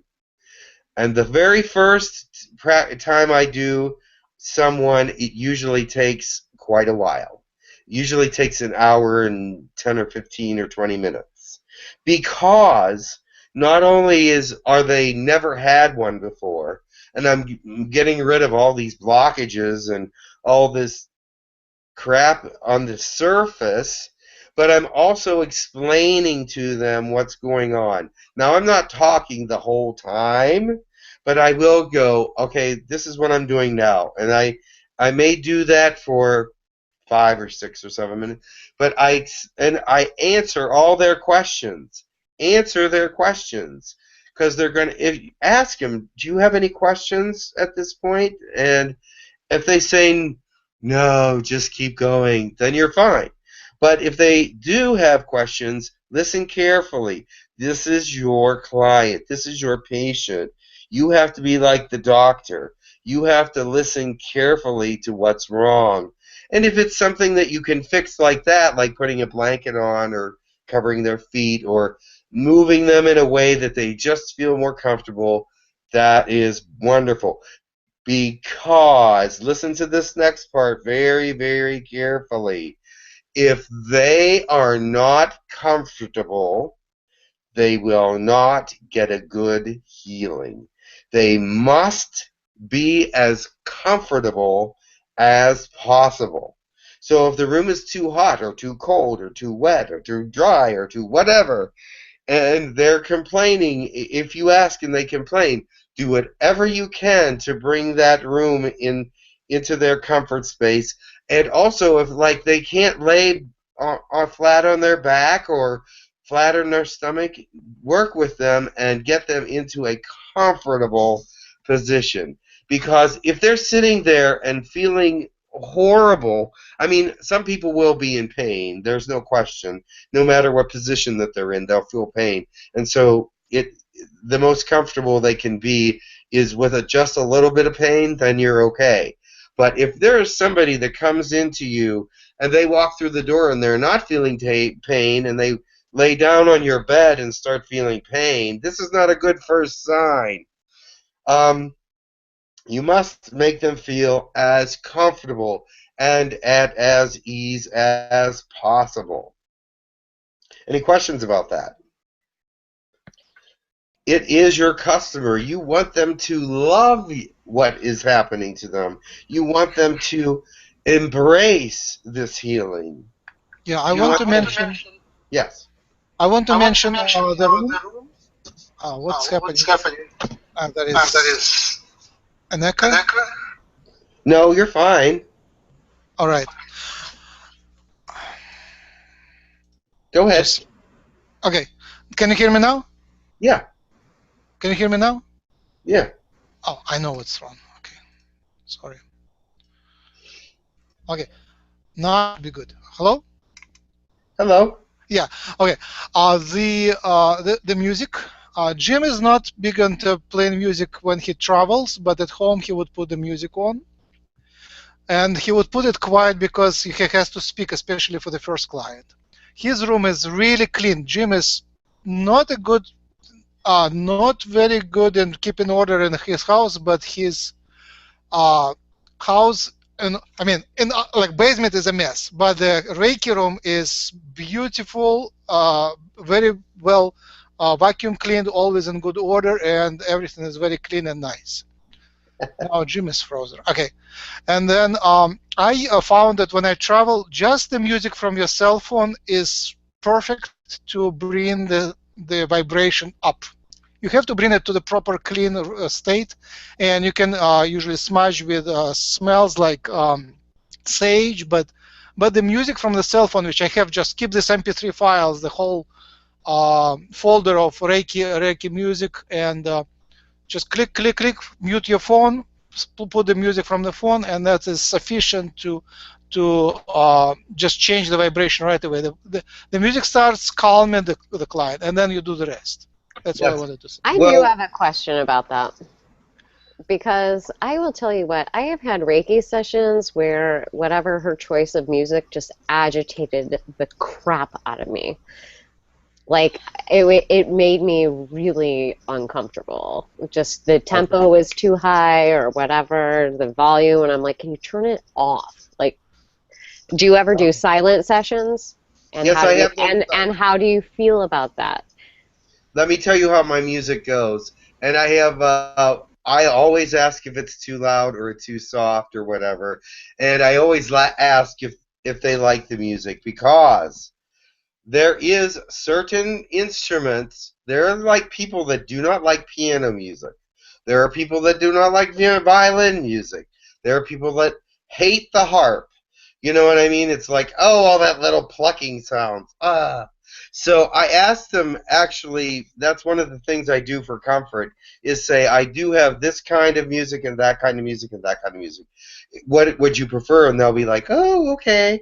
And then you make it, you regulate it so that it is good for them. And my basement isn't a mess anymore. But anyway, just to let you know. You work it for the customer, and I do silent sessions because I have chimes in my room, my Reiki room, and some people just prefer to hear the chimes, just the chimes moving, and some people that drives them crazy, just chimes, you know. So you have to find out what your customers like. Get several different kinds of meditative CDs, some with waters and sounds in them, and thunderstorms and different kinds of music, and others with just, I don't have anything with drums in it that I play for any of my Reiki sessions because drums seem to interfere That's with. the kind, the Native American kind with the Yeah. drums in it. That agitated me. Yeah, Well, that I was don't exact. use drums because that is what happened. I had a drum sort of program, and come to find out that not anybody really liked it. So I used much more calm, beautiful, relaxing music. And I do use harp music, I do use piano music, I do use violin music, depending on the customer. I have customers that know exactly which CD they want to hear when they come to my house. I know my clients, and I have one client that listens to Enya the whole session. Very soft Enya music. She has some instrumentals, she has some vocals, but they will listen to Enya every session. And I know who these people are, and I know what they like. After a while, you get to know your customers and your clients and your patients, and you will know what they want. And so that before they get there, you're already prepared. But with someone new, ask them if they would prefer piano or I can send you. Actually, I could probably. I have all these CDs in my machines, uh, recorded into my computers. If you wanted a sample of something, I could send it to you maybe. So we'll see. But I have relaxation tapes. I have stress tapes. I have mountain and water tapes. I have about a stack of 12 or 15 different CDs that I use for my sessions. And if I have to go out to somebody's house, which I do, that's like a doctor on call. I take my little. Actually, I bartered with Max to get a boom box, and I take that with me with the CDs that about 4 or 5 CDs, so I have a choice, and I play that for them while I'm doing their Reiki, along with my portable Reiki table. If you're going to be a practitioner, get a Reiki table because you're going to be asked to come places that they won't want to come to your home. I do mine in my living room, which is perfect. Everybody loves it, and I burn candles for a nice scent and keep it all very structured in here and like Max says, very clean and vacuumed, and no dust anywhere, so people feel comfortable. Because if you're messy, they'll that's the first thing they're going to notice. Jim, Yeah. I just wonder, uh, part of the reason why we are so happy, lucky in this Reiki school is that part of the class is channeled. Yes. So I just because we can speak about music maybe next few classes. Reiki music is something. Yes. Even the fact that they don't use Western notes, they use some special notes. It's like the whole topic for next few classes, right? Robbie would agree, right? Well, the music is important. It's part of the atmosphere. Yes. So if they're going to start doing a practitioner thing, they should know about the music now. So, but yes, we can talk more about that later as well. But that's all you need to know for right now. I just wonder if you could channel someone to bring the more of Galactic Reiki and and advanced Reiki, Galactic advanced Reiki. Any teaching would be wonderful, I think. Well, for next week, that's all I'm going to be all about the Galactic Reiki next week because I'm going to have somebody here to show them how to do it. I'll do it on people, and they'll be able to see it. So also, if maybe any of Reiki masters could come, of human Reiki masters could come and teach, that would be wonderful too. And we are broadcasting right now. If you don't know, we are live broadcasting, so it all goes on record. So whatever happens is will be heard by others, which would be great. Okay, very good. Excellent. So where was I? You were on about music and cleanness of your thing, but if you want to go channel, that would be great too. Okay, well, I have a couple more things to say, and then we'll maybe go into a channeling session. We haven't done any attunements yet today either. I did a first attunement, so we can do the second in about half an hour. Okay, but I'm going to go back to that because with the Tinch Che, that's one of the symbols that I'm going to be teaching them next week. With the Tinch Che, it has its own attunement for that one particular symbol because it has so many uses and powers. Ish is the only one that gives that attunement, and there's only one person that I know of that has that attunement, and that's Mark Zinzo. And I now have it. Other than him, I'm the only other one. But I have to learn how to give it. I know I saw him do it, but I don't really haven't learned how to do it. So, but that's another thing to look forward to next week is the attunement for the Tinch Che and the symbol, the Tinch Che. So it's going to be very popular, I'm sure, because it's from Ish, and he gives an attunement. You have to be attuned to use it because that's how powerful it is. It's used around the universe quite a bit. So, anyway, does anybody have any questions at this point? Yes. Where's Ish? Is Ish Arcturian? No, Ish is from a planet called. Let me see if I can remember. He did say where he was from, and I can't remember the planet. But I know that there's a lot of ascended masters there, and a lot of it's like a club kind of planet. It's where like they go. Reiki club. It's like a ascended masters club planet, where all the ascended masters from all over the universe go. He's a Syrian light being. He's from Syria. Because he attuned us. Yeah. Remember? And I have actually called on him with some Reiki things. Yes, he's very cool. He's a very cool. But the name of the planet he's from, I can't remember. It's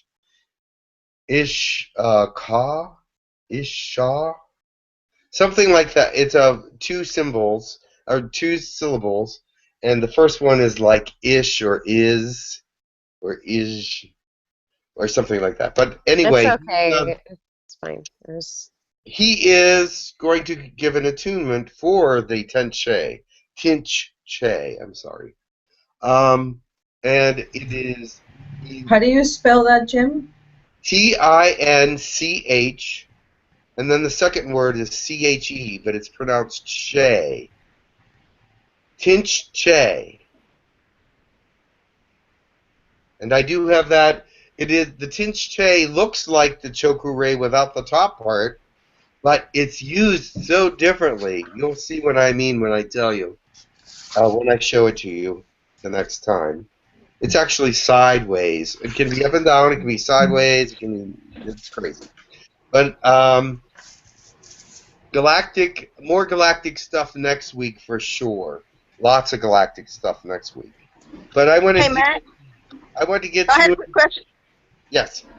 I was going to ask if Max, since he's such a good writer, if he could do a write-up on those Reiki symbols, the galactic, with a little description and stuff. And okay, I'm going to try to get those out to you, and perhaps I can do that. Yeah, because they're already drawn and everything. They just have to be sent to you. Except for, the Asui ones you have. But the galactic ones I have, they're already in the computer and drawn. I just haven't sent them out to anyone. I'd like to, since I can't see very well, if there's any way to get drawings of the Galactic Reiki hand positions, that would be really great. Oh, okay. I'll work on that. Thank you. You're welcome. And any other questions? Also, I'm going to change the subject a little bit. We're going to go back to Reiki clients. One of my regular Reiki clients every week is a dog. His name is Bodhi, and I do Reiki on this dog once a week, for a half hour. Now, he's not always in my arms, or I'm not touching him the whole time of this half hour. Sometimes he's a very frisky little dog and he jumps all around. But when he's sitting there and I'm doing Reiki on him, he just absolutely loves it. Now, let me tell you something about dog and cat Reiki. Their solar plexus chakra is on their back and not on their stomach. I know you turn them over and have them in the baby position where their feet's up in the air and their head's right here. Well, anyway, their solar plexus are on the back, so you have to turn them over if you're going to work on their solar plexus chakra. But that's the only difference. The thing is, you don't need to do Reiki on a dog as long as you need to do Reiki on a human. Humans take in a lot of energy. Dogs can take in a lot of energy in a short period of time. So I usually only charge like $10 or $15 for half an hour for a dog because they're not in your arms all the time, and you know, a price point is very important to the owner as well. And there is an exchange of energy between you and the dog, and you shouldn't make it a big price point for an animal, I don't think. Does anybody have any comments on that?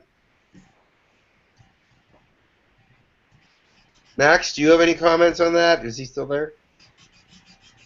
Here, yes. Also to dogs and cats, but not to clients. Mostly on when I meet, we go with dogs to the dog park, and sometimes sick dogs come there, and I explain to the owners that I do Reiki, and usually they permit me to do that, and dogs permit me to do that. So I just sit down and kind of, or just bend down and do a little bit of Reiki, especially on the back of the dog, on, how do you say, the pelvis area. Yes. The pelvic area is important on a dog because not only is their digestion system very down there as well, but a lot of times that's where you're going to have problems, is in the lower part of the spine area for dogs. Back legs, you know, urinary tract infections, kidneys, things of this nature, everything way down in the back there. So make sure that when you're Reikiing your dogs and cats and animals, that you make sure that you spend some time right down there toward the tail in the back, around the guts area, and make sure that they get some, feel and see if they need energy there. That's a very important area for the dog. The other area, because my dog that I work with has seizures, the brain is in charge of seizures, so I'm always working on his head and neck and his, you know, down around the buttocks area and the back legs, because those are important areas for dogs. Does anybody Reiki their animals? I Reiki other people's animals. Yes. It is good to let them know that you Reiki animals, because they might just go, "Oh, really?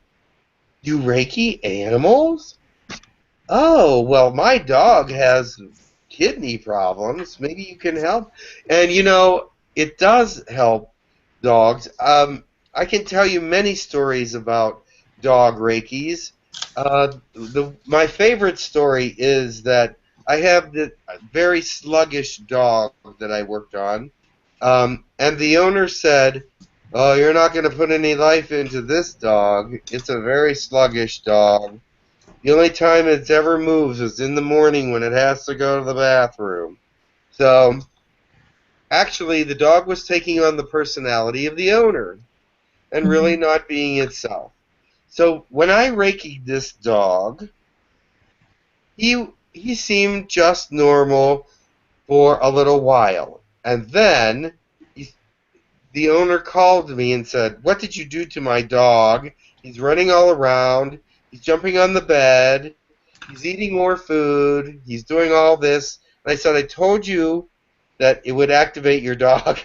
Your dog will feel better. And he was like totally amazed. So, but he was happy, but he was totally amazed. So, but a lot of people will see their very big differences in the actions of their dogs in the first couple days after their Reiki that they haven't seen since they were puppies and things of that nature. So it's a fun thing. It's a really nice thing. I have a addendum. In the first book that I got on Reiki, it talked about cats they will sometimes take Reiki, but they don't often like to because they think they are the inventor of Reiki, and they are, probably. Well, and sometimes they don't like it. But I've also had my girlfriend take her cat who's on its deathbed, but then, like, instead of, like, she knew it was time for her cat to die, but then she gave it Reiki, and then it didn't die. Anyway, it's like... well, cats do Reiki. We've had several. We've had witnessed to several cats that jump up and put their arm over somebody's foot or leg or knee or stomach or head. They lift one paw and they do Reiki on their owner. They won't do Reiki on anybody else, but they will do it on their owner. And we have witnessed that several times, even on camera. Hayan from Sweden's cat, his cat puts his hand over top of him and Reiki's him every now and then. And there's several people that I know that their cat does the same thing. Zenaida's cat. Yes, there's cats that do Reiki, and I don't know how to explain that except to say I've seen it with my own eyes. So they put their one paw over part of the body, like the knee or the foot or the leg. Usually that's where they do it. If somebody has a knee or a foot or an egg problem, they'll just put their hand over top of it, and they'll hold their hand there. And you'll go, look at that. What are they doing? And it's just like they're sitting there doing Reiki on that part of the body. And then they will do that for like a minute, and then they'll jump down. But it is true. I've seen them do it, so I don't know how to explain that. But I think my perception was that it had something to do with the purring. The purring? The purring itself was the healing. Bacon. Oh, okay. That's interesting. I don't know about that. I would have to look into that. Any questions at this point? Have you had a break yet today? No, we have not. Let's have a break, and when we come back, we'll do attunements. How's that? Sounds good. A few minutes, 10 minutes tops. Can we say that? About 27 after, or no later than 3:30? Okay. Okay. All right. Very good. Did you want to cover anything else, Max? No, I think it's fine. Okay, good. But we have next lesson, and we'll kind of whatever we missed today, we'll do it next time. Yes. We are still on record, and your pens are beautiful, and the Coke too. Are you? Is it a Reiki Coke? It's Diet Reiki Coke. Oh wow!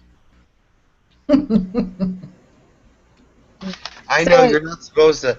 You're not supposed to do diet, are you? But yeah, you know but what? you know what? If you Reiki it, then it cancels it out, right? Yeah. Well, you can eat anything you want with intent. Right. I can say this bowl of French fries is intended to make my body feel wonderful and be healthy.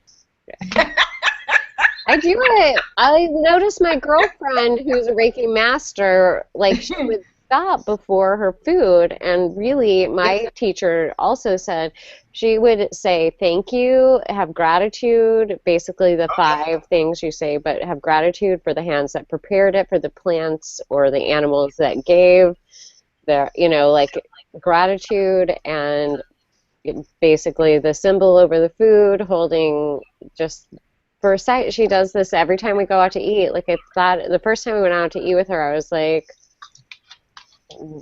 very confused. Yeah. But anyway, I mean, and again, this, like, if I were having a traditional Reiki class, this may not fly. But since I'm learning this whole permission slip thing. Yeah. Basically, I mean, okay, the other day, you can use the Reiki symbol virtually on anything. My teacher is like, she does it before she gets in the car, she does it before she does anything. She does this symbol on everything all the time.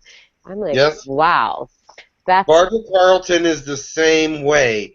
She will use the dicomio, which is a Reiki 3 symbol, on literally everything. Everything. She'll dicomio everything. Yeah. I did it to my new computer. Hopefully this will... And when you learn how to become a teacher, you will learn that you will put symbols into the walls, you'll put symbols into different things. I do that in my house, actually. I started taking it more seriously, like, after Reiki 2. And so, you know, to clear energy and to do symbols on my space. It's very important also. Well, I'm not going to go there. Never mind. I'm just going to drop that. Okay. Because Reiki's neutral. Reiki is good. It's not. But I have a neighbor who's into other things, and she put, like, shields, and she locked down our house. Like, Brooke could not feel any energy. But it wasn't Reiki energy. Like, so, I mean, Brooke got really sick because she could not feel any energy flow. And I called and had a ding. I'm like, could you lift your, in case Satan spawn come and attack our neighborhood shield? Well, you protect yourself from all that kind of stuff. See, so, anyway. It's actually a lot. You see, people give Satan and negative energies power where I don't. I don't either. I don't believe it. But I say, you know what? I just take their power away from them. I just take it away. I would say, you have no power here. And they'll be like, That's how I feel, generally speaking, about big things. Take their power away, because if they're not using it for the right thing, you can intend that their power would be unuseful around you. You guys did this with poison ivy and mosquitoes this year. I don't get poison ivy.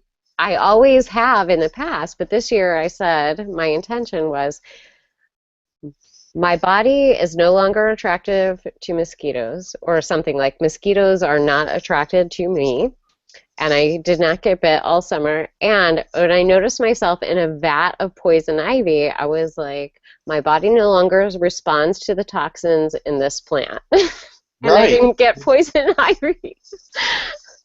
I never get it anymore either. My friend goes, "Oh, you're touching poison ivy." I go, "It's all right, I don't get it." They go, "Well, don't touch me, I get it." And I'm going, "Okay, I'll wash my hands." But I said, I don't get it. So I have always gotten it. I was just stunned. I was so thrilled. I still get the law of attraction. every now and then, but it's only because they love me. So lucky. So what's the weather like there for you today? The weather here is gorgeous. It's sunny. It's nice. And it's not that cold. It's like 60. Yeah. So I can't complain. It's warmer there than it is here. I think it's 60. It's either, but it's high 50s or 60s. Okay. Are you learning a lot in Reiki too? Or just I've already taken a weekend class of Reiki 2, like in person, so this is just a refresher course. Yeah.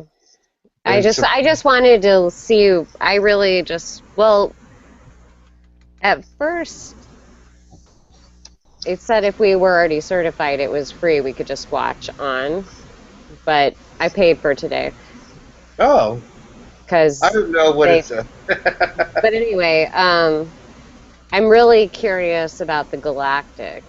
The Galactic will be Yeah. interesting because I'm going to have people. I'm going to have someone here next week that I can work on and show you some Galactic moves, and also show you my acupressure moves as well, and maybe a little Octorian if they'll help me. I need help with the Octorian, so because I do understand what they do, I don't know how they do it exactly or which ones they do first, but it's a Vesper, right? procession of nerve touchings on the body. Yeah. They touch the nerves in a certain order, and Hmm. then they finalize it with one of the main nerves, and that so they're all connected and they do a certain thing, which is amazing to me. That that if you hit the nerves in a certain sequence, it's like typing out a letter or something. I don't know. Right. So that it's a healing kind of thing. Uh-huh.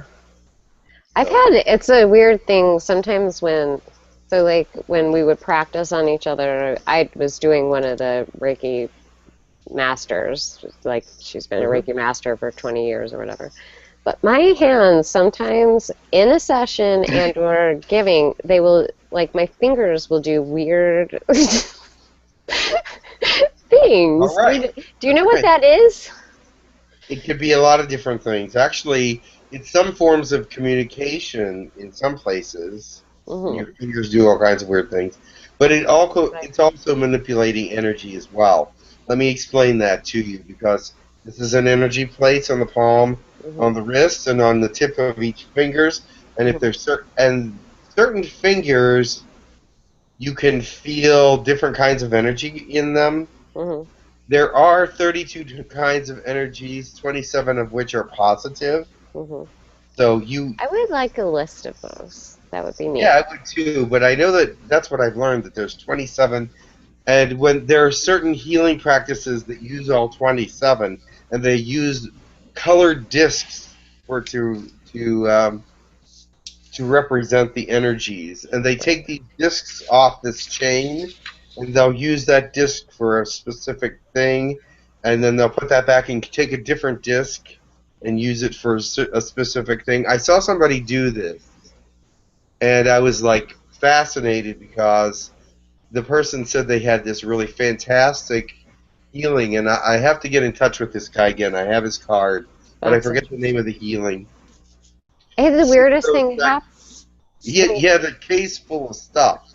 Huh. So, Have you seen, well, there's lots of different kinds of energy healing, but last time I did Brooke, she, okay, she had a big sad because I think she empathed the Paris thing oh, and she didn't know about it and she couldn't figure out why she was like in so much pain. And so she looked it up and I came and I said, let me give you Reiki. But this is the first time this has happened is that when, as I gave it, color flooded my brain. Different, like it would stay on a color for a while, and then it would go to a different color. Like it was very cool. It was I don't know if you watched a recent webinar where they talked about the power of color and technology has Mhm. changed. Now, Yeah, I did actually. color is becoming a more important thing in the metaphysical world. Even Hmm. though we always had the chakra colors, it's Right. going to become important in technology as well. Yeah. I just wanted to add about the galactic. Basically, the main principle is as with the usual Reiki, you try to guess which of the stars or star energies would be most beneficial for this particular patient, for this particular condition. And you kind of in your mind intuitively think like, how about Arcturian, how about Yael, how about Pleiadian, how about Lyran, and how about reptilian and snake energies and things of that sort. And then you invite them, and or you just kind of play them as you go. And when you feel it goes, you just embrace it. You kind of become a channel for it. I find snake tunes like I will talk more about them, but snake whispers work really well for me. They open certain channels, and I can connect through these channels much better. Well, Pleiadian would be very light and very enlightened, very uh, sophisticated and technologically enlightened. Syrian would be very spiritual. Arcturian would be I would just imagine an Arcturian like very quick and high pitch and very loving way. Yael more of the fingers position and just plays them and send energy that by they're very powerful in this. And Liran would be very strong and emotional. And angelic, obviously, I invite angelics as well. So when it comes, you just feel it comes. And the same thing in meditation. One day you focus on one energy, another day on another energy. And as it comes, when you invite and it comes right away as a flash of light and happy breathing, happy vibration, they came. So you basically that's the basis for Galactic Reiki. You invite a certain energy and it comes. Very good.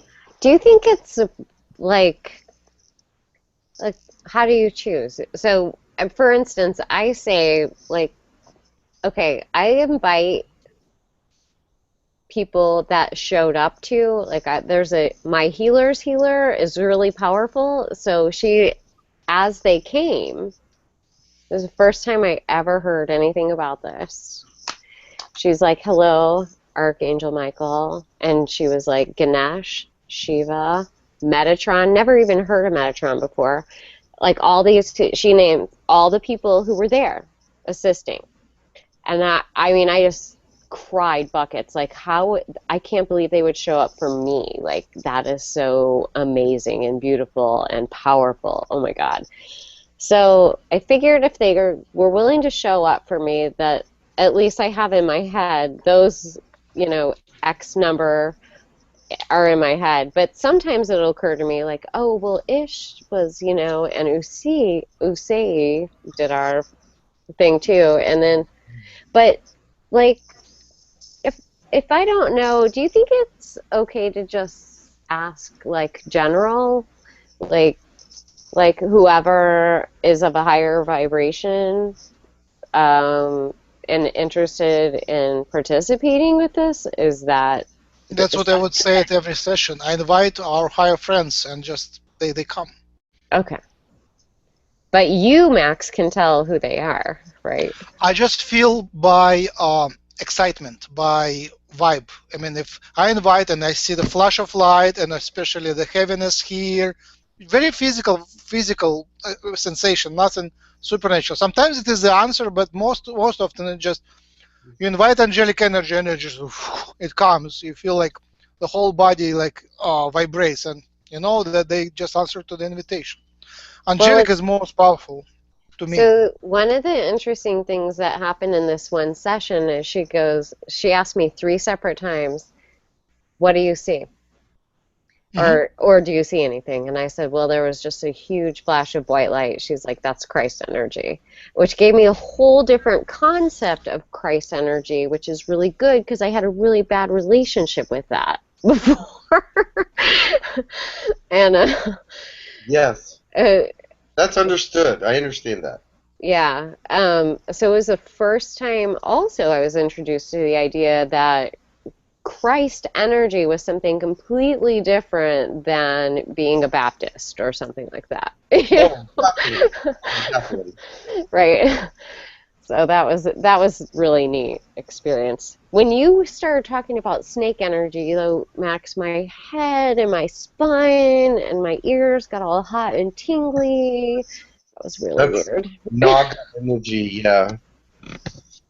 Naga. All right, who's ready for the entombment? Because this one will take a little longer than the last one. Are you prepared? Max, are you prepared to do an attunement, or do you want Takar to do it, or what? Yeah, you channel whoever you like. Well, there's two that want to come in. It's either Takar or Ish. Those are the only two that are being involved in the Reiki classes, as far as I know. But somebody else might come in by surprise. But those are the two that said that they would like to be a part of it.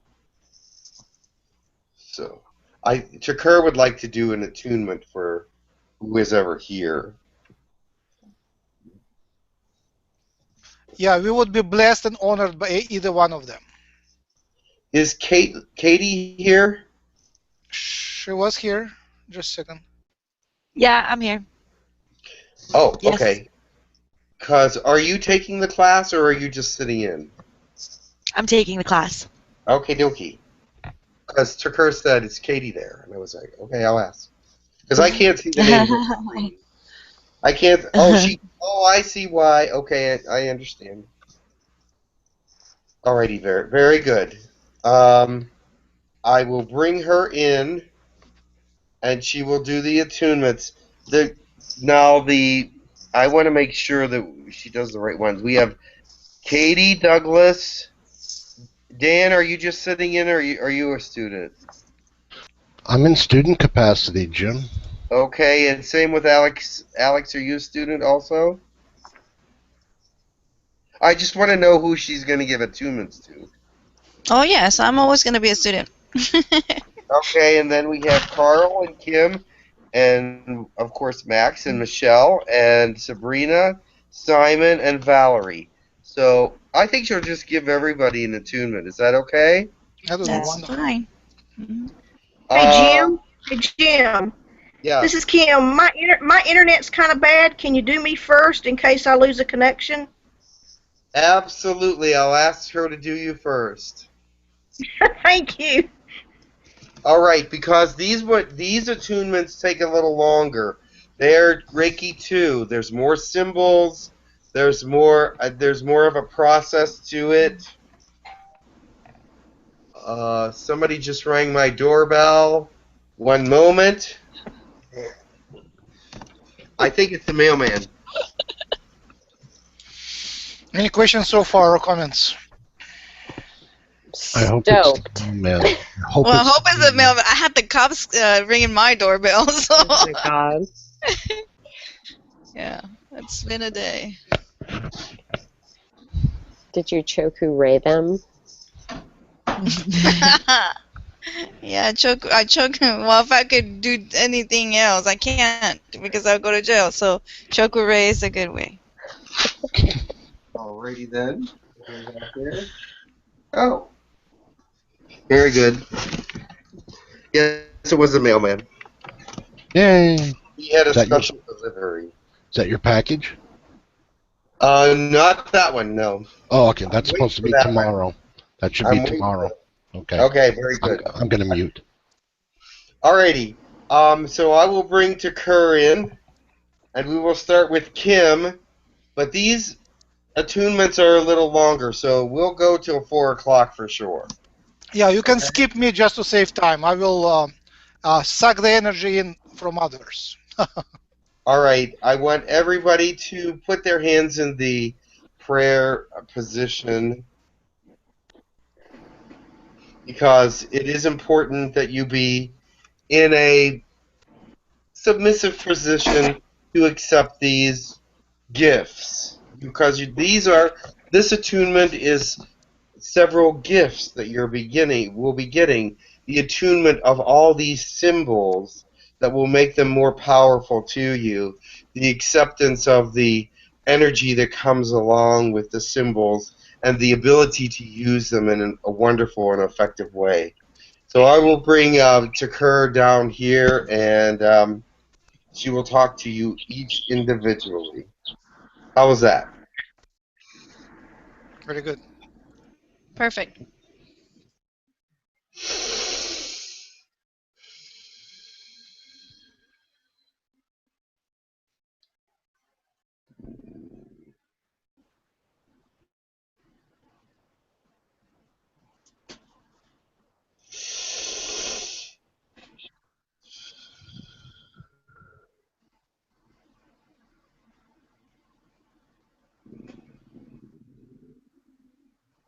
Greetings, I am Takur. This is a special time for all of you for your second degree of Reiki accomplishments. The attunement for this is very strong and powerful because these are symbols that mean a great deal to your planet and to many others. These symbols have come through the universe, not alone, but with many others, and these are the ones that you've chose to use in your civilizations. Therefore, these are the ones that you will be attuned to. The future holds many other symbols for you, but these ones are the ones that you will be attuned to today.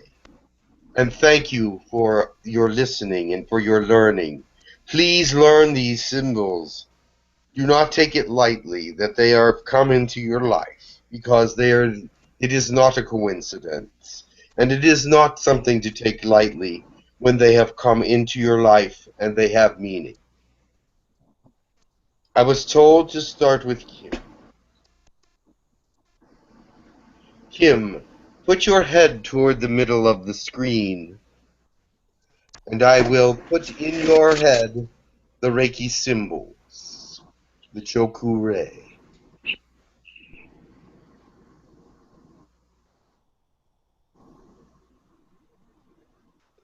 the Seiheki,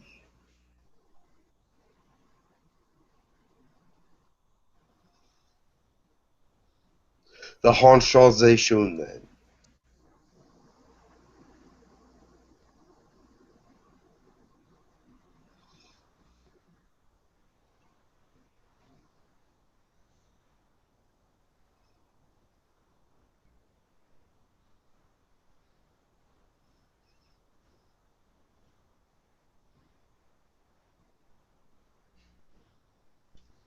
Now lift up your head. Put your hands in an open and outright outstretched position, touching the left under the right. In your hands, Okay. I will give you another set of symbols.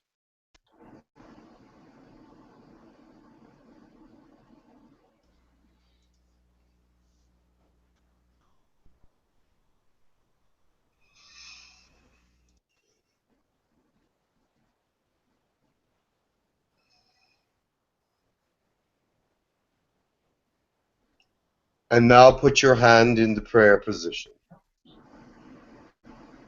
Okay. I bring to you the energy of these symbols. Be blessed. Use them wisely. Use them for the good of humankind and for healing and for blessing others. Use them for uplifting the spirit of the earth and to understand that there are symbols and energies outside of your own that can be used to help you in each and every day.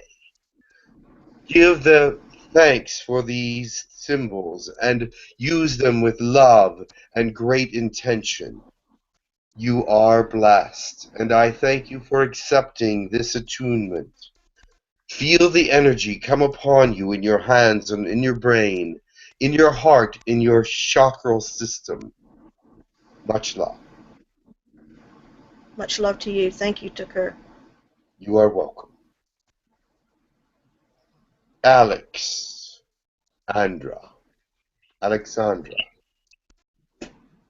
Put your head toward the screen. Yes.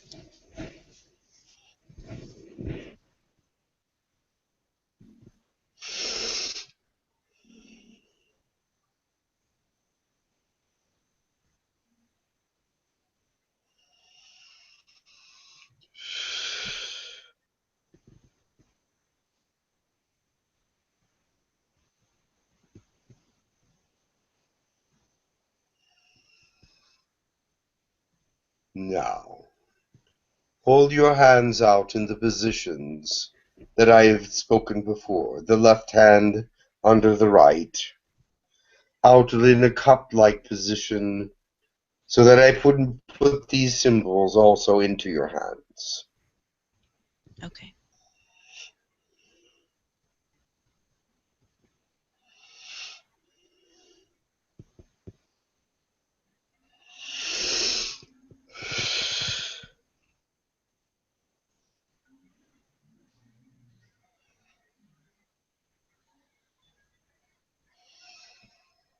Alexandra, you have now been empowered with the symbols of Reiki 2. Use these energies wisely and with love and healing intents. Go and be a great healer. Be a user of these wonderful gifts. The spirits have aligned with you and are happy that you have accepted these, and we know that you will be a great healer and one that will use these symbols for goodness. Thank you also for your chakra alignment and for all the things that are happening within your life. Take this energy and use it wisely. Move forward and embrace it in a stronger way, that you may be empowered and walk through the earth as a healer and one who understands great love and giving. Thank you, Tucker. I love you. I love you as well.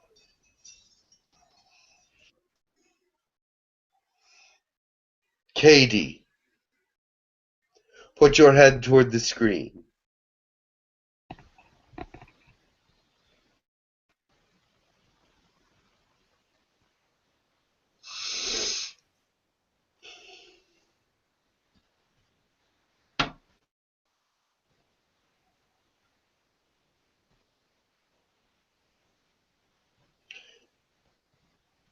Katie, with this attunement,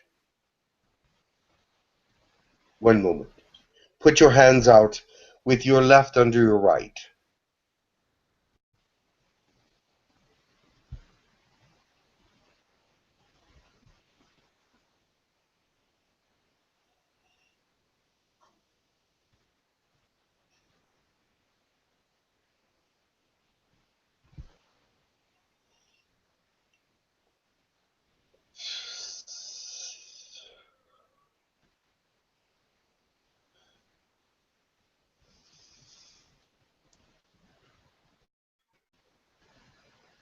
With these symbols, I give you the second degree of attunement, that you may rise up in power with your healing. Already you have seen some effects of this healing Reiki power, but now it will be increased, and you will see even greater things happen.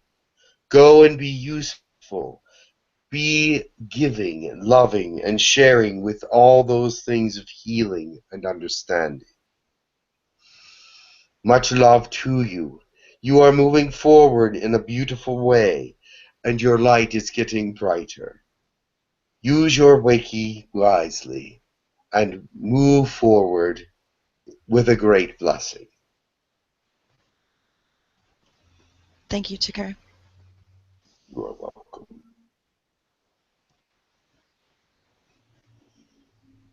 Douglas, put your heads towards the screen. Yes. And I will apply the symbols into your brain.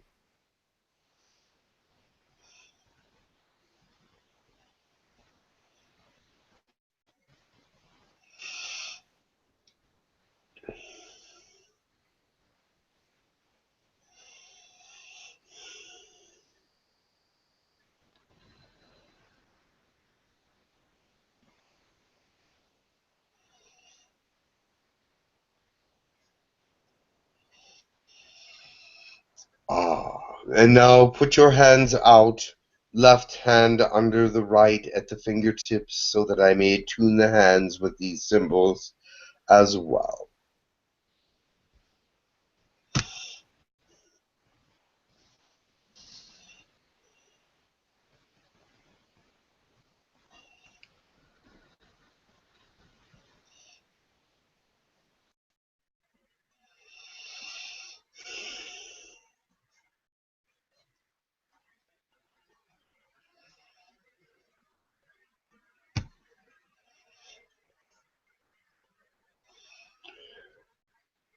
With this attunement comes much power and energy and healing. Be blessed. Know that your hands now are healing instruments. that the energy that is in there now can help others and can help build a future for you as well. For the energies of the Chokurei are not only energies of healing, but are energies for the world. Much love to you, and go and be bold and understanding of all that you have received. Love and kindness and joy be with you, and energy and healing throughout. All good intentions always. Be blessed. Thank you, and you be blessed as well. Take care. Much love. Thank you. Carl, put your head toward the screen.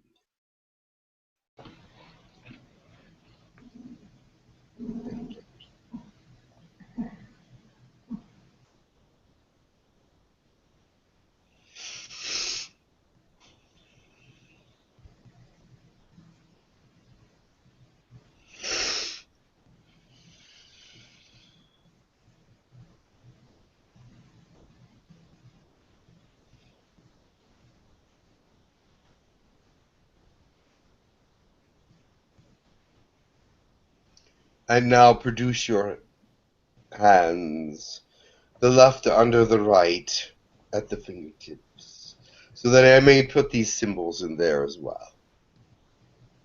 Thank you.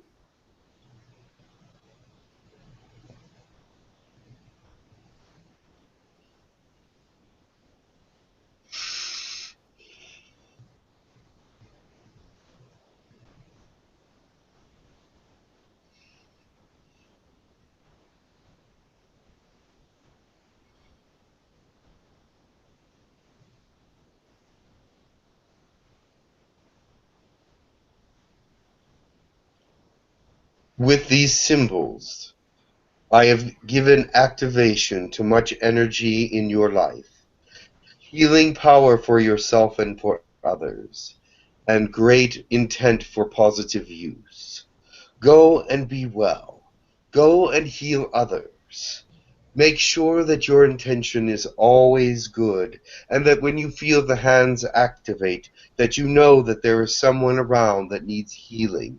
You need not know who it is, but just send the energy out to them, and just say Hansha Shonen, and they will know. Because I see that in the future, your hands will activate and you will not know why. This is why I tell you this. Go and be blessed. Bring the intent of healing to all the world as you know it. Much love and wisdom to you. Thank you, Tikar. You are welcome. Guru Dan. Put your head toward the screen, please. Okay.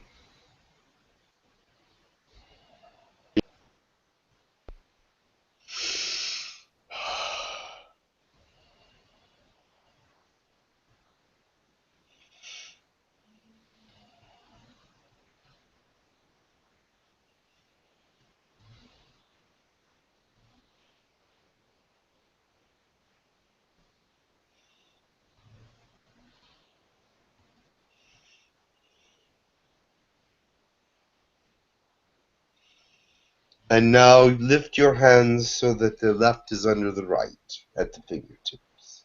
Left under the right? Yes. Okay. At the fingertips, yes. Okay.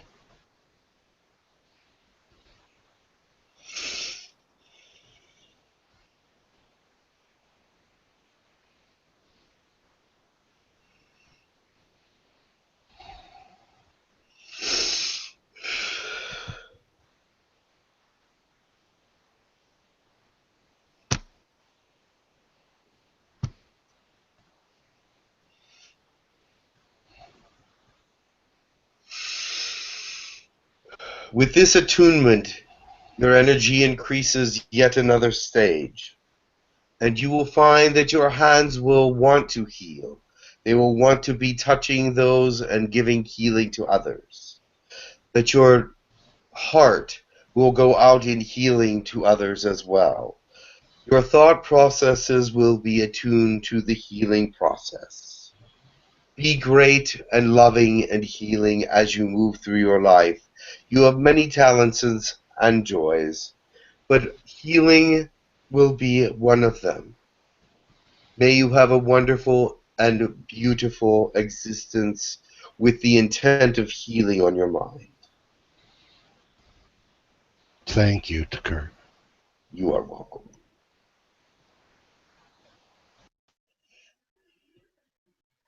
Michelle,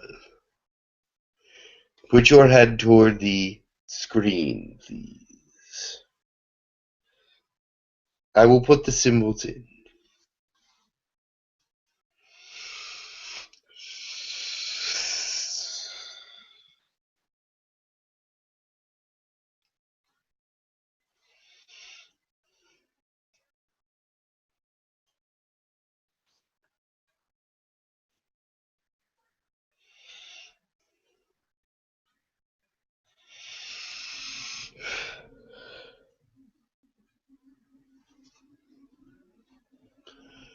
And now lift your hands and put the left under the right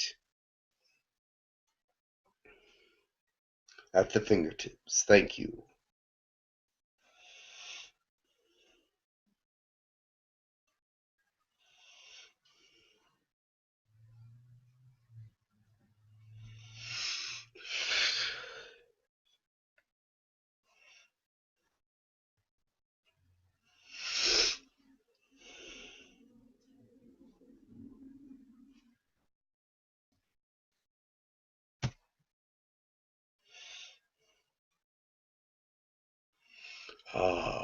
With this attunement of Reiki 2, which you've already received once, but this is a reinforcement of that energy, a double layer of positivity and healing, a double layer of thought processes that go into the intention of healing. Please be aware that you are now engaging in a time where you will be healing your daughter even more. Love and guidance to you as you move forward with your healing processes, with the processes of healing yourself as well, with those that are around you that need your energy. Be not selfish, but send it out and love them all. I know that you will, for this is your nature and your kind.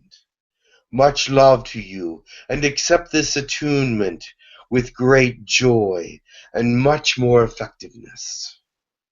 Continue your work.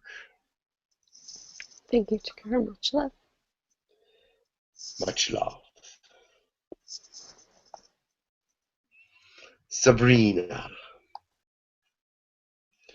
move your head toward the screen so I may put the symbols in. Thank you.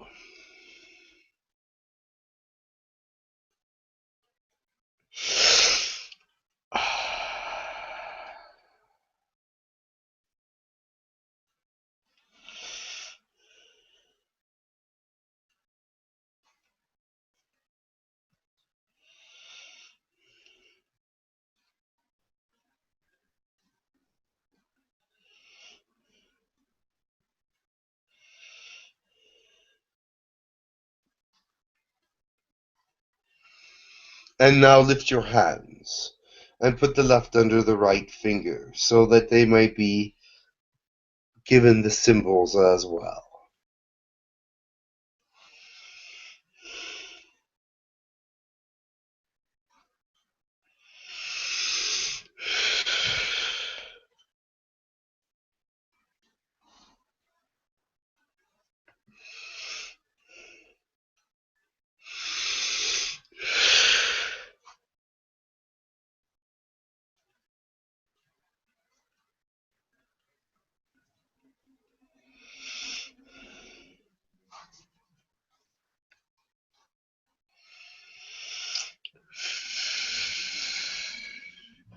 With this attunement, I bring you great energy, great love, great understanding.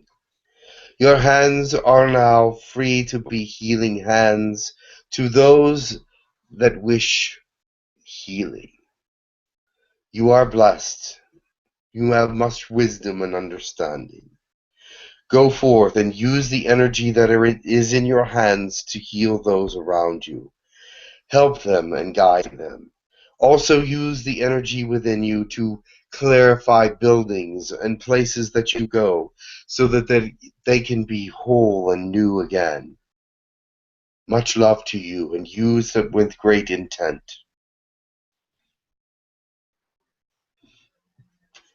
Yakawa. Thank you, Tucker. Simon, please put your head forward. Thank you.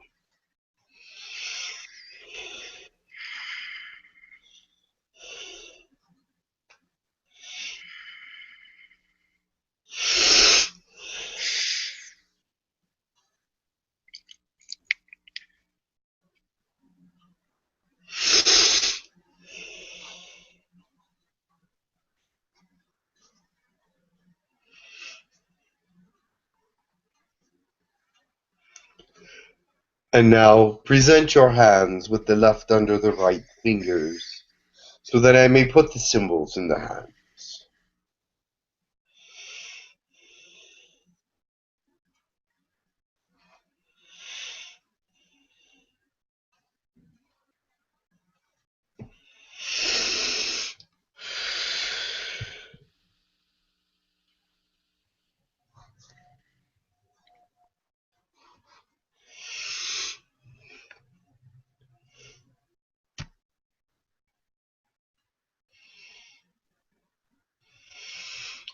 With this attunement, great energy has entered your hands and your thoughts.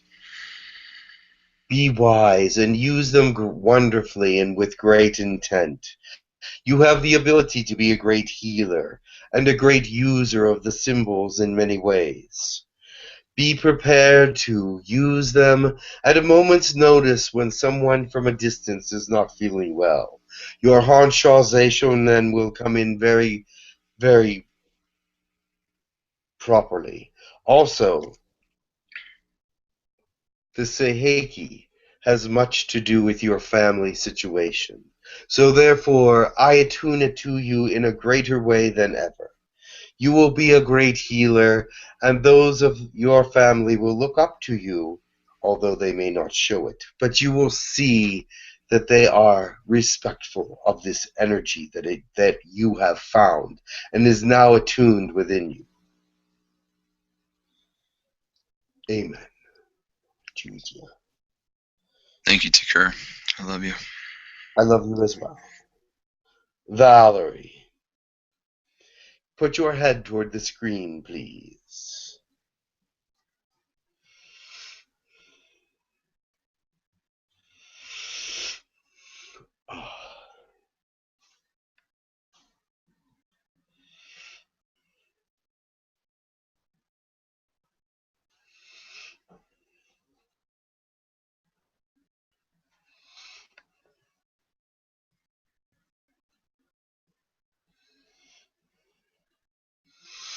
And now with your hands lifted up, put the left under the right, so that I may put the Reiki symbols into the hands as well.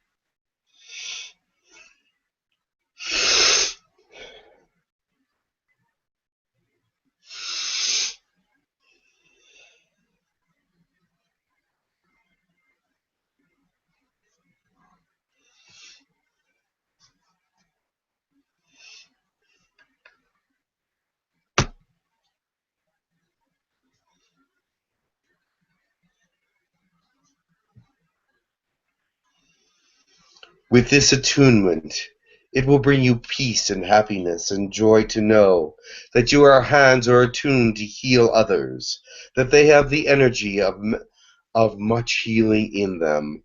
It will also give you peace of mind to know that you will be able to use this on anyone who gives you permission, and that your Hansha Shonen is also powerful over a distance. Use it wisely and often. It does not matter if you know who the person is that needs energy or not. Send it out to them because you send it out to the world, and those that will receive it. Much love to you and wisdom and guidance.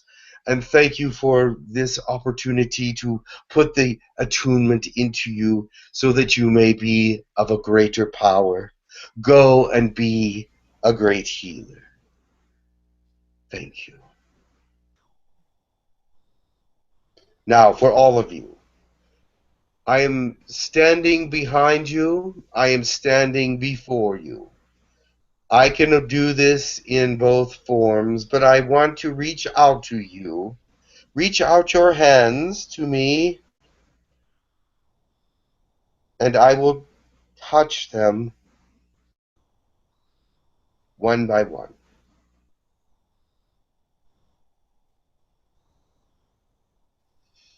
My gift from me to you.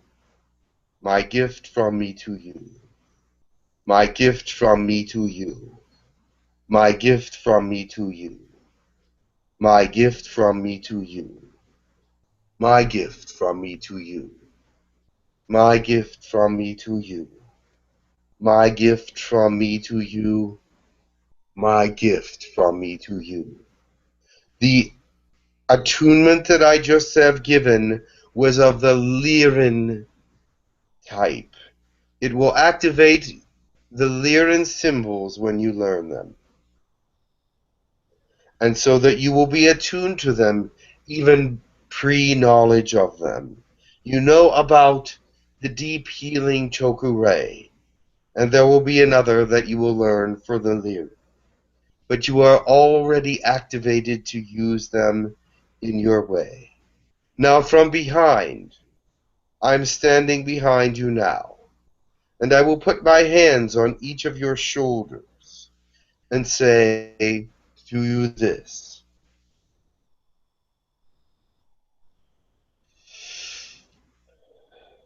Kim, be of good peace and love. You are attuned to this healing methodology. Alex, be of good will and good courage. You are attuned of this second Reiki methodology.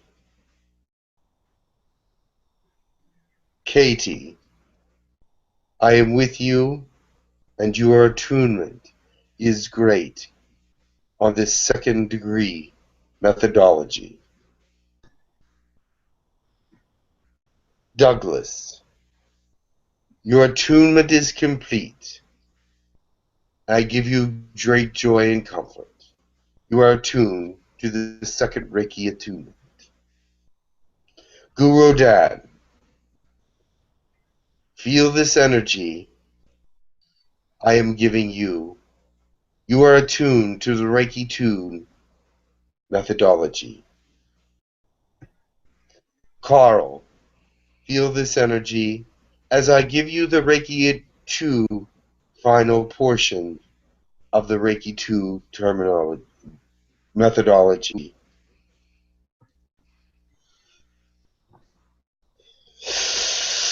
Max, I am behind you now, and I attune you to all the methodologies that you need at this time. Michelle, feel my hands on your shoulder. May there be great love and understanding and great power in this second attunement to the second methodology. Sabrina, my hands on your shoulder, and I attune you to the second degree of Reiki methodology in your world. Be of great power and assistance to many. Simon, I put my hands on your shoulder and tell you of your healing attunement. It is great, and you are part of the second degree healing methodology of Reiki. Valerie, I put my hands on your shoulders, and I tell you about the second degree of Reiki attunement that you have received. Use it in great power. I love you all. I will have a blessing for all of you right now. One moment. Mohata Yakohia. Mohata Franci. Shun Fun Twa. Orohota Nono Huyeshan. Oh Harirata. Katan Sandia. Moai. Lohaka. Wadia Wata. Jura Moinas. Yeah. Miakwa. May great blessings fall upon you. May this attunement work for you in your daily life, not only when you're thinking of healing, but when you're thinking of the energies of the spirits. May it come upon you and remind you of the different energies that you have within you, and make it be powerful, and make it be useful, and make it be part of who you are, and let it change you just that little bit, so that you are a more full and more loving and more considerate and faithful human being. Thank you. Thank you to all. Thank you, Takur. Thank you. Thank you. Many blessings. Thank you. Much blessings. Thank you. I am done now.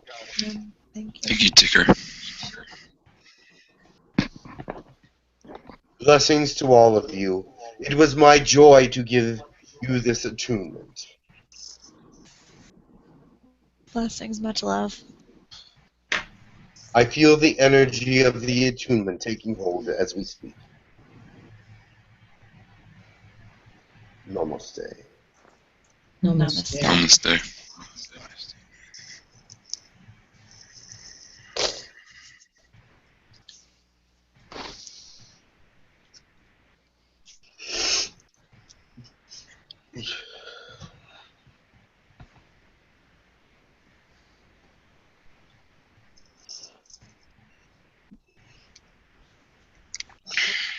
Hello?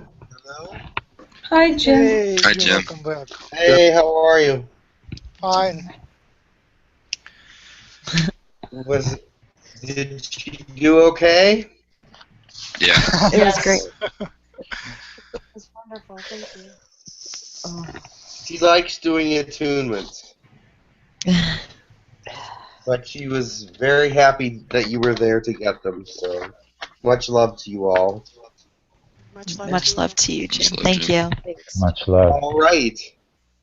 And I will see you for next week's class. And next week's class is going to be chock full of galactic stuff. So this was more of a regular Asui Reiki 2 with the symbols. Please learn those symbols. There will be a test. There will be a test. I want you to draw the symbols in the air for me. And if you can't do that, then you didn't study. So, but I know that you'll do that. So, and also practice if you can on your with your new attunement and with the hand positions and the different things. You're all a wonderful bunch, and I can feel your great energy. It was a good attunement and a powerful attunement, and you are doing great. So. Learn, and next week we'll do some galactic stuff, and that'll be something fresh for you for next week, okay? Okay. Okay. Thank you, Jim. And Thank you. Jim, I just had one question on this. It's always better to draw it with the hands than to have it like under them.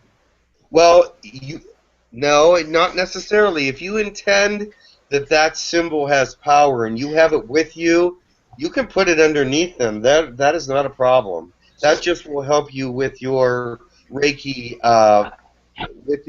as you go along, because they're aware. You see, their belief systems, your belief systems, are aware that that is there, and that can be very helpful. Actually, I think. Okay. So, addendum to Right, her so question. Yes. So, wouldn't you wouldn't want for the symbols to be seen by somebody coming into your office, though? Not really. You Yeah. want the symbols are for you to use, and you wouldn't want them asking you questions about these symbols because they're not attuned to them, and they might expect them to work for them, and without the attunement, they don't work so good. So, so yeah, they're sort of part of the Asui rituals that give you the attunements and things, and so as you move up through the layers of the Reiki powers, you have the new information, and you really don't want to share that unless they already know about it. What I want Not to that say, the purpose for the decoration, don't use them. But if you need a cheat sheet when you start learning them, you can hang them temporarily on the wall and just draw from them on the wall, and then just take them off.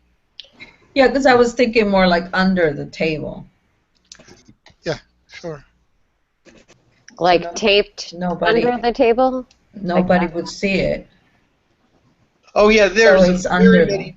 There's places where you can put it that no one will check. I mean, they're going to be laying flat on the table anyway, so you can have it in a little book, and just open up the book, and whenever while they're getting comfortable, you can open up your book and look at the symbols and do it that way, and use it as a cheat sheet or whatever at first. But it is best to have them in your memory. Mm-hmm. Yeah. If you just Okay, draw so practicing, they'll come really quickly. You'll be surprised how happy you'll be when you learn them, because they're there, and they do add to your treatment. They add energy to your treatment, so it's a wonderful thing.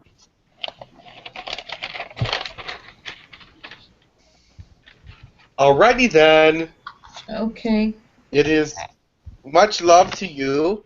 I'm going to go get ready for my next things. Thank you. And Much love to you. Everybody. It was Jen. a wonderful class. A pleasure to have you here. Yes. It's Thank a you, pleasure. Jen. Yes, Thank and you. I love the interaction. And if you have questions, send them to me. I'll try to get back to you as soon as possible. All right. Save them. Write them down and save them for the next class. How about that? Yes, write down your questions. That's a great idea. Yeah, so everybody can get the answer, not just you. Yep. Thank you. Yeah. Thank you. All right. Goodbye, everyone. Max and Jim. Yes. Thank you, guys. Bye. Thank you. Bye-bye. Much love to you. Bye. I want to tell Bye. her before you hang up. What?